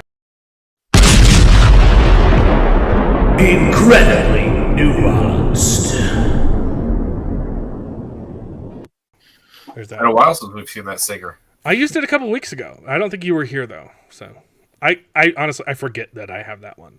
Yeah. Because it used to be a segment, but now I need to use it like as a thing, you know. Just like Screen Rant's Bad Takes used to be like a segment, and now I just bring it up whenever. OG, Yep. the original grandpa, and welcome back to Boomer What? Tries Trends. Who's watching my videos? You gotta keep watching the Boomer Tries Gardening one. Guys, there is a new Boomer Tries Trends tomorrow. Oh Nice. yeah, that's good. I like those. It's Boomer Tries Beef Jerky. Oh Okay. good. Okay, that's good. You might be able to figure out what the pun for that one's going to be. I still think the best Boomer tries was Pride Month. That was so good. That one got me banned from TikTok. Yep.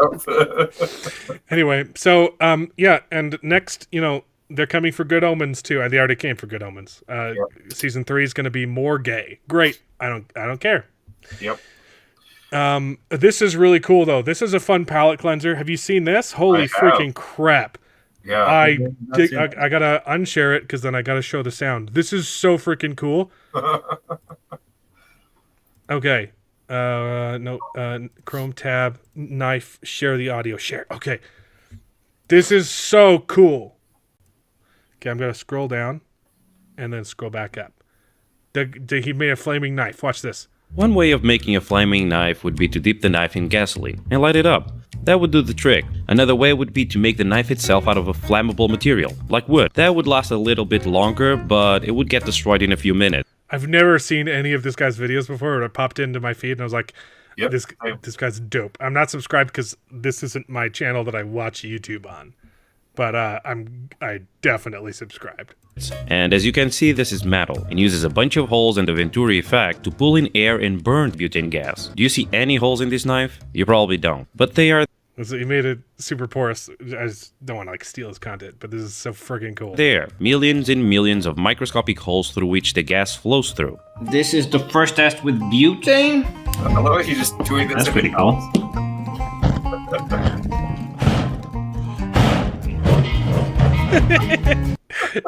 This is the kind of stuff that gives me hope after having to watch Doctor Who. Okay, Right. it's a flaming knife. Look, it's a. Huge flame, and he's you just have to like have a digging hose. around in his apartment. You have to have a hose attached to it. It's not very practical, but it's cool. Okay. Yeah. I feel like Shad needs to see this video too. Like, Right. This is Right. right up. The This very is first right thing up his that alley. The very first thing I thought, I was like, okay, Shad Brooks. collab, make a flaming sword. Make a now. flaming sword for With Shad Shad Brooks. You know what would be more intense? Testing it with hydrogen. That's so weird. You know what would make this even more intense? An oxidizer. No air. It's the dumbest thing I've ever seen in my life. I know, right? But it's amazing. The best part is he's not in a warehouse or outside. He's just in his apartment waving around this huge fireball. Doesn't even go to the garage. So good. Look at that! Oh, that's insane. One way of making a flame. Yeah, that was great. This guy reminds me of. Have you seen like Electro Boom? Yeah, Electro Boom is always like almost that shocking guy. himself to That death. guy is or backyard scientist. The Electro Boom is our dad if he was Indian. If he was right. Indian and had a sense of humor. Yeah. No, No, that's not accurate. My dad has a sense of humor. He's just really bad at telling jokes. right. So, but To work on the delivery for sure. Yeah, Electro Boom is amazing. Every single time he's just like, oh, do you know what happened? Oh my gosh, no! I wonder what will happen if I touch this with my bare tongue. Oh, I'm surprised.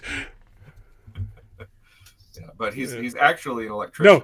No, he's hilarious, and he actually teaches he knows what teaches he's you doing, stuff about. But he's also shows you very dangerous stuff. Yeah, it's pretty hilarious. So.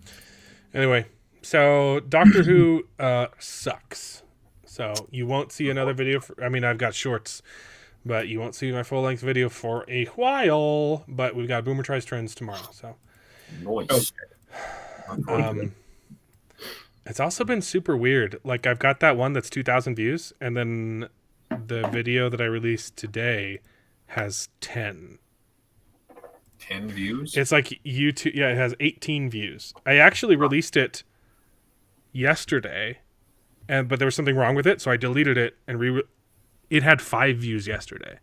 And then I re-released it today. The new name. It's got 18 views, and it's a short. My average short has at least like 500. Yeah. Like that's the low number. But it's like YouTube will only recommend one video at a time. It just doesn't make sense. I do not understand the fickle mistress that is the YouTube algorithm. But I'm glad at least 2 of my videos are doing really good right now. Anyway. Good. Congratulations. Yeah. And screw BBC for copyright claiming my video a week after it was live, and then an hour after you released the claim, you manually struck a video that I had turned private. Yeah. Screw you. Can they claim a video again that they've already claimed, or is that it? I think they can, yes. So I'm not going to bother trying to make a censor-friendly version of... I was testing it out. I was like, hey, this will work. I can release a version of it in a timely fashion, right? So it's not 2 weeks after the episode airs. Yeah. I was like, I was testing the waters. If I do a censored version and then make that private once a week, and then have the real episode come out a week later, I was like, this could be the time. And I was like, I was gonna keep doing it until they pulled that crap. I'm like, well, you could just do this at any time. Just demonetize my channel. It's absolutely ridiculous. YouTube does not care about its creators. Yeah. So it sucks. So please become a channel member, or Patreon. That would really help because YouTube hates me. So that'd be nice. Yeah. Anyway. Yeah. The Jinx was so good. Oh my gosh. I forgot we hadn't talked about the Jinx. The Jinx episode 4 was so freaking good. Jared didn't even finish it. He watched half the episode, and it's the best one, okay? Jared, he's gonna testify. They got him. He had... Look, Jared. He admitted to writing The cadaver note. Right? Like that's the thing that's blows my mind. He's lied about it for recorded. decades. Decades. Time and again, saying, "Oh yeah, whoever wrote that obviously must have killed Whoever her." wrote that, it had to have been written by the killer. And now he's admitted it's writing it. I wrote And his it. story is going to be, well, I only said that it was written by the killer because I didn't want people to think that I was the killer, and also I didn't want people to find out that I was there, which is why I wrote the note so that someone else would find the body, so they wouldn't find out that I was there, because I really just happened upon my second murdered friend. Oh yeah, right. Because that's the thing. They're like, "Oh yeah, well, we'll just kind of play it off like he's just really that unlucky." He's Right? gonna Like, testify. They got him to go on the stand, baby. That's not. We gotta end the show. I gotta go watch the Jinx episode 5. But yeah, it really was an amazing episode, because the previous episode you thought you were gonna have a smoking gun, and that testimony just fell apart. I'm like, oh my gosh, what are you doing? No, they had a smoking gun that they decided to not use. Well, yeah, but then they had the other smoking gun, which is the other friend's witness, which was not very smoky. He was just, changing his story, which is a terrible look. May or may not have been true, but they didn't have a good answer for it. They should have prepped him better or something. I don't know. But yeah, this episode was so good. Well, that's the thing. They so should have prepped her better too. Like she was not prepared for what they were asking. Oh, it was so great just seeing her under the gun and just starting to fall apart and lose it. Well, but this is the thing too that dude, that was literally that okay, I you say think your is thing. really genius, because they noticed in the last trial what happened is that they played off his character and they used that against the jury and said, "Oh, but he couldn't have done this. Like, he's got mental issues, he's got problems, like he's got a neck brace." Yeah, I cannot get over that episode 1 reveal of I know, right? It's just wheeling him out on a gurney and so like the last trial, it was all about, okay, obviously he couldn't do this because that's not who he is. He couldn't do it. Yeah. And this particular trial, they learned from that, and they're like, you know what? It doesn't matter. Like they have hardly even talked about the murder of Susan Foreman or whatever, right? Yeah. Like they've literally just been talking about, okay, who is this guy? Who in the world is this guy? Who are his friends? Why are they his friends? Like, have they been receiving money from him? Like, is that the only reason why they're friends? Like literally, he only gave him a Cadillac. Right? Like, literally. That was so hilarious. Like, have you got any gifts? I don't know. Well, yeah, we did get a car. It's like... Just right? like a Toyota Corolla? No, it was a Bentley. Right? And so that's what I think is genius, because every time they get one of their witnesses up there, he just looks like a fool. He looks like a fool who's using the people around him to get what he wants. And that's exactly what they want the jury to think, is to say, yep, this guy's using people. Like and come around and bite him in the The best moment, though. The best moment. I've already gotten political this episode, so now I'm gonna get spiritual. Okay, literally the best moment was when he was interviewing the woman, and he talks about the gut feeling that he had, like he had a moment of clarity on the witness stand where he says, "She is lying, and if I pressure her, like she will crack," and everyone else was just like looking through their. What is it? What is he doing? What is he doing? Like, I was like, that's the Holy Ghost, baby.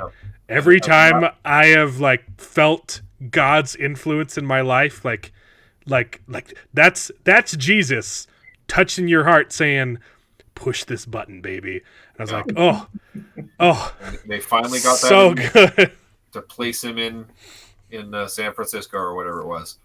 That was so good. He's like, do you realize that he has denied this through all of the testimony, and now you're saying that he was there?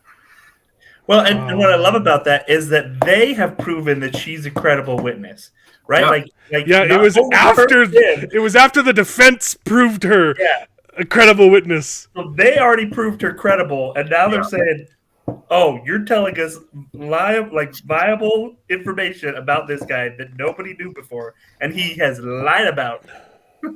Yeah. Not only that, but they caught her on the like, oh yes, he paid us off.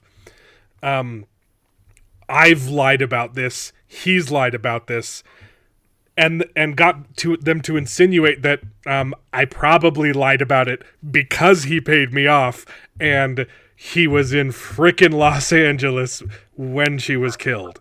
Yeah. So good. Yeah. I can't. If you're not watching the Jinx, baby, there's 2 episodes left. come to Jesus.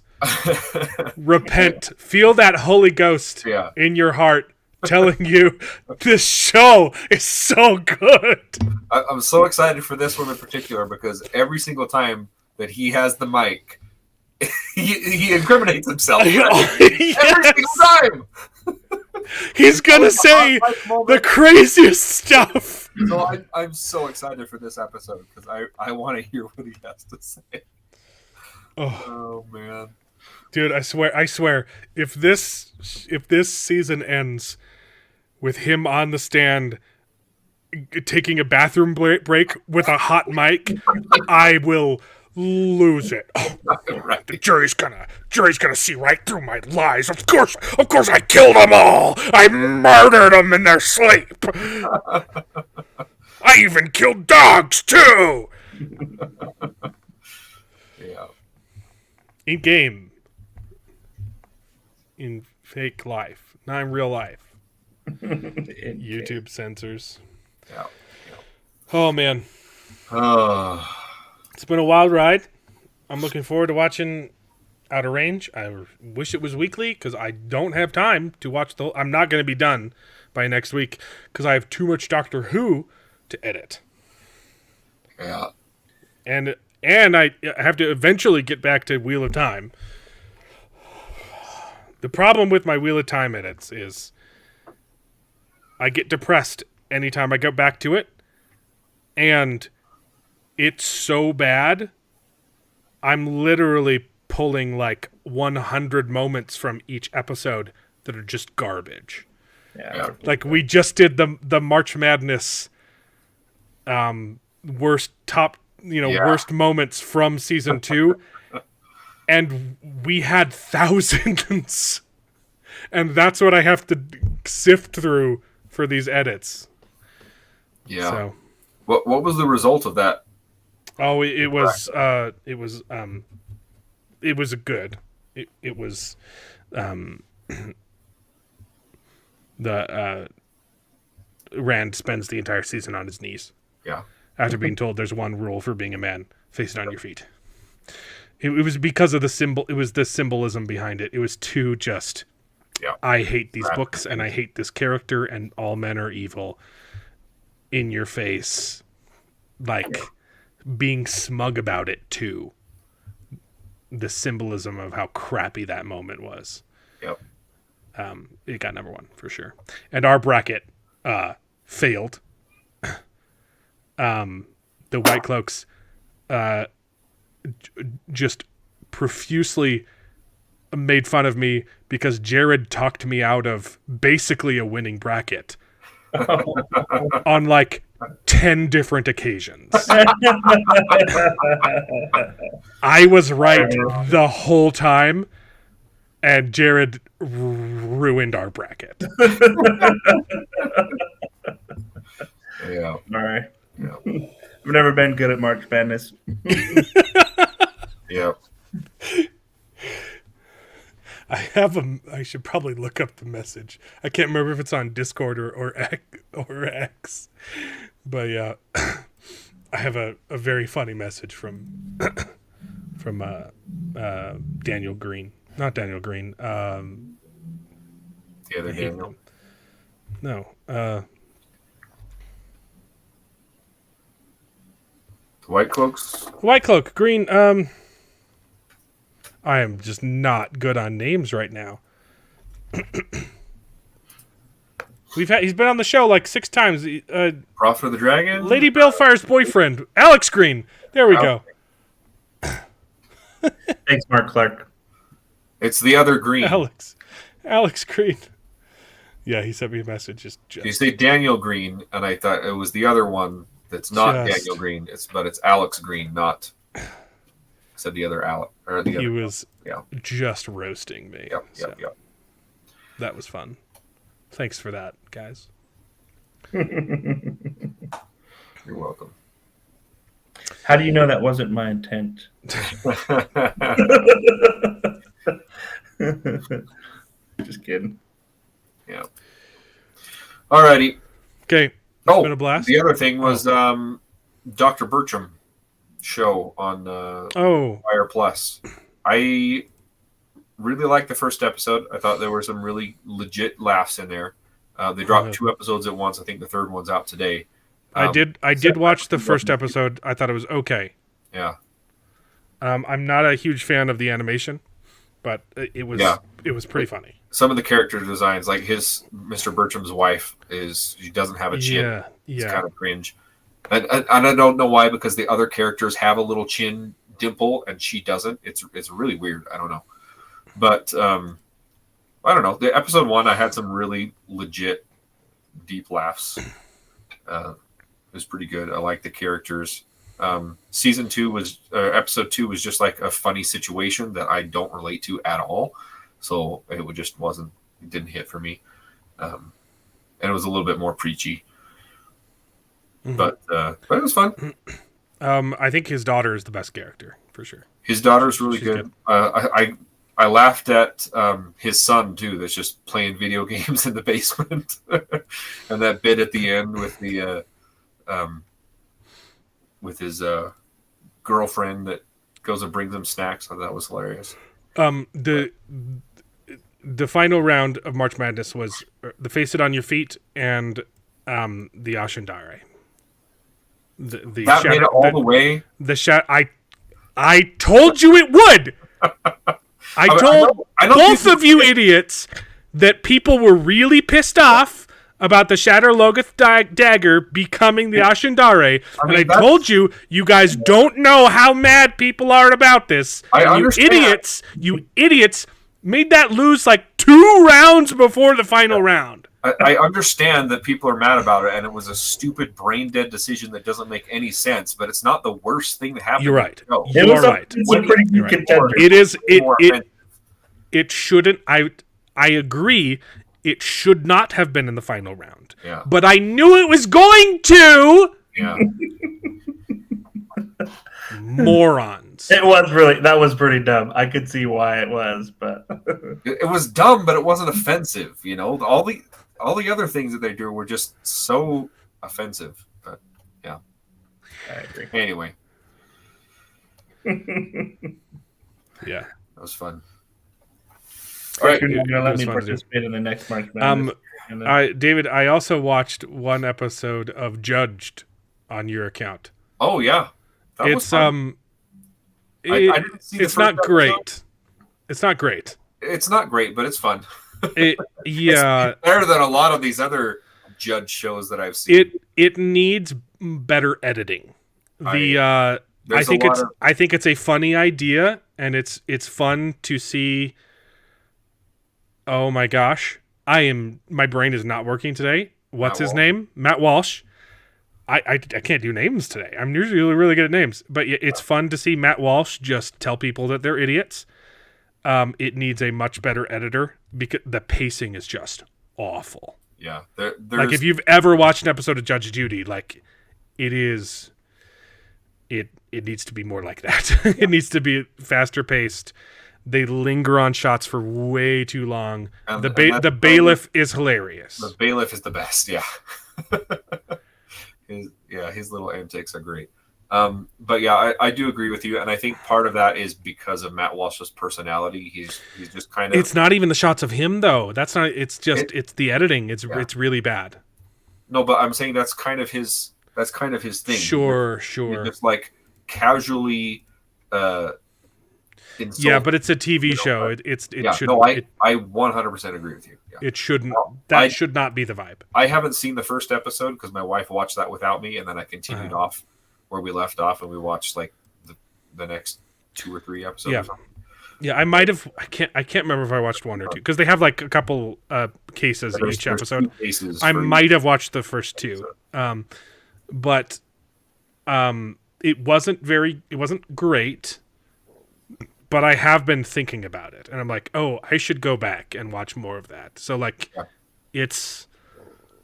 there's something there. Yeah, I agree. It's fun.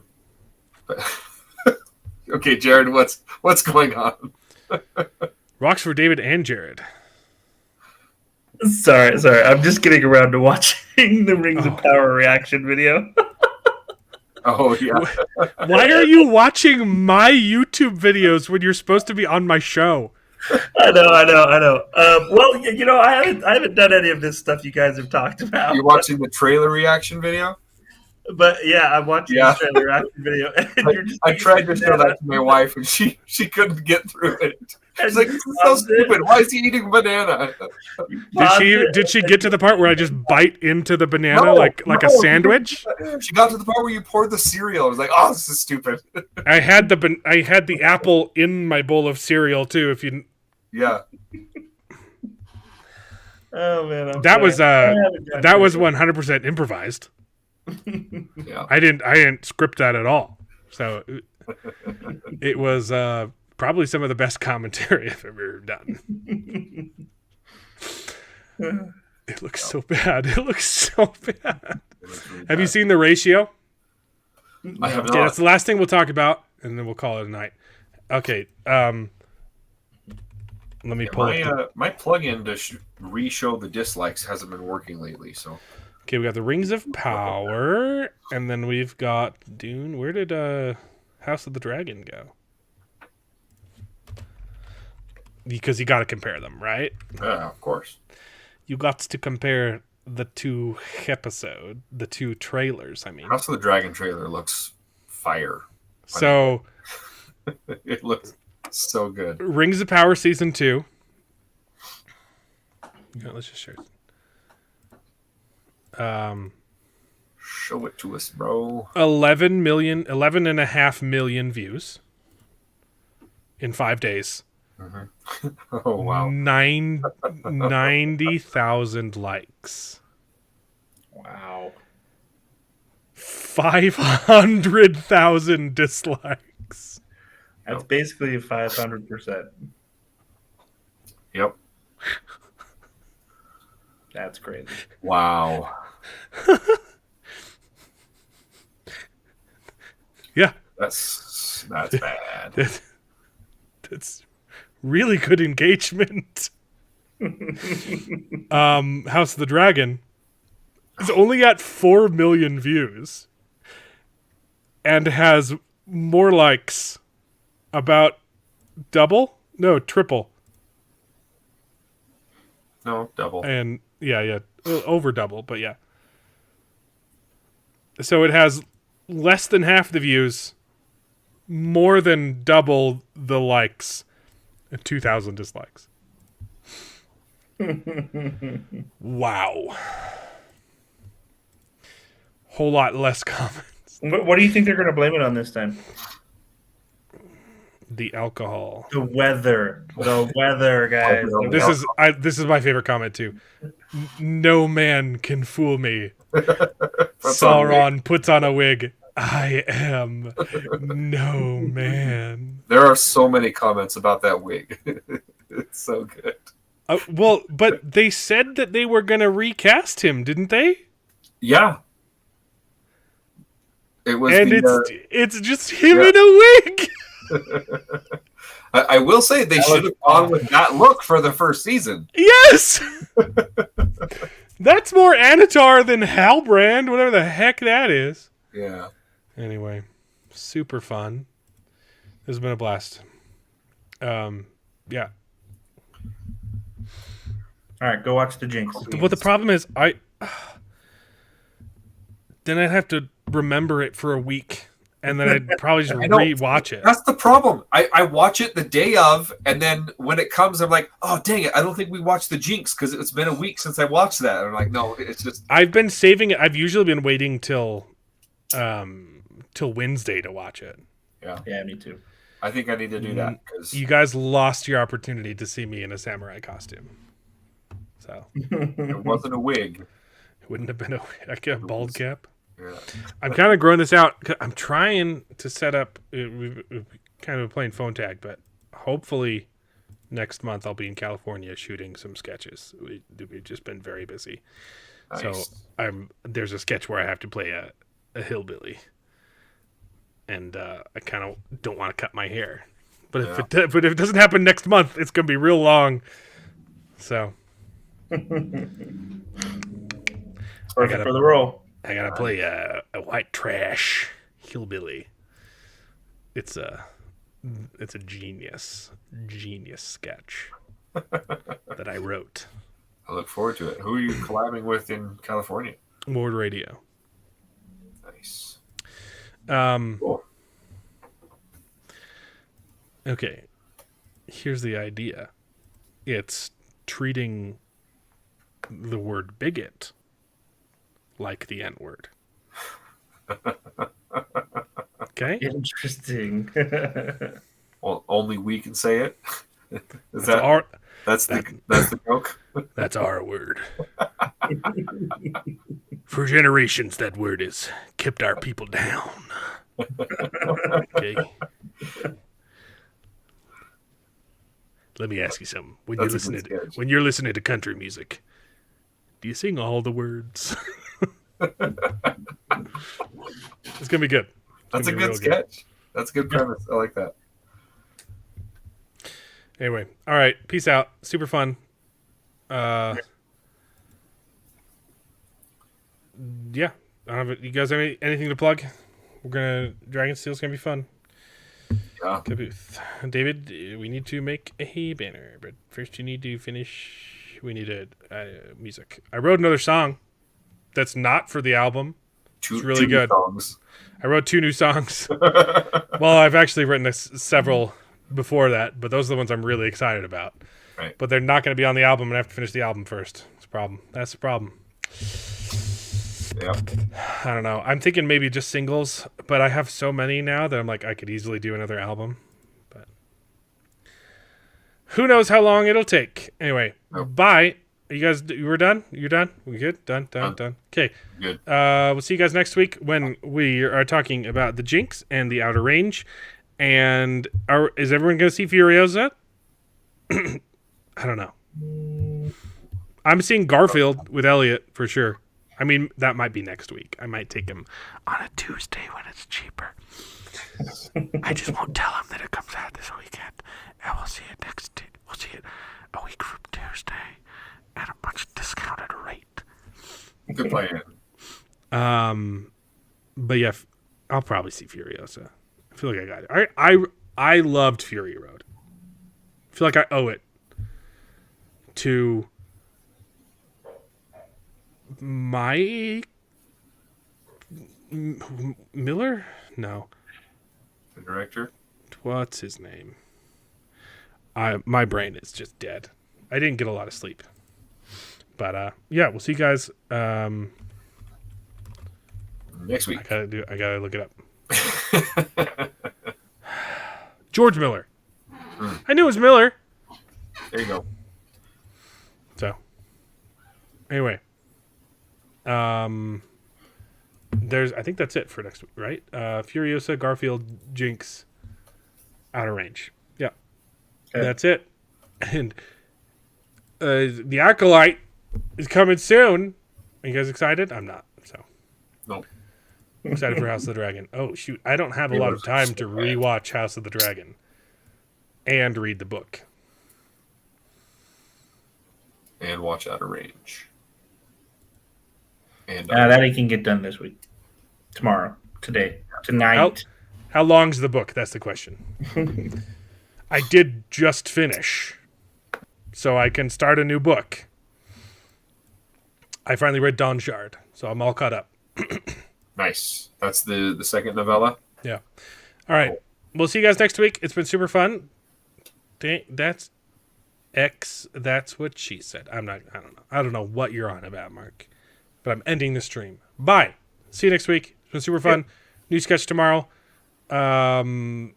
hopefully a long form video this week. That's up to the BBC. I'll probably finish the Brandon Sanderson video too, because I've been putting that off to make Doctor Who videos. We'll get a video this week. All right, bye. And now it is time to say goodbye. We had a great conversation. It's been fun. But all good things must come to an end, and the goodest ending I can think of is... Right now, this moment, this night. So I guess we just say goodbye. So, goodbye. Toodaloo. Au revoir. Auf Wiedersehen. Ciao. Ding dao day. But come back next week for more outrageous bloopers. This is the end. Well, there's only one thing left to do. I'm gonna go home and sleep with my wife.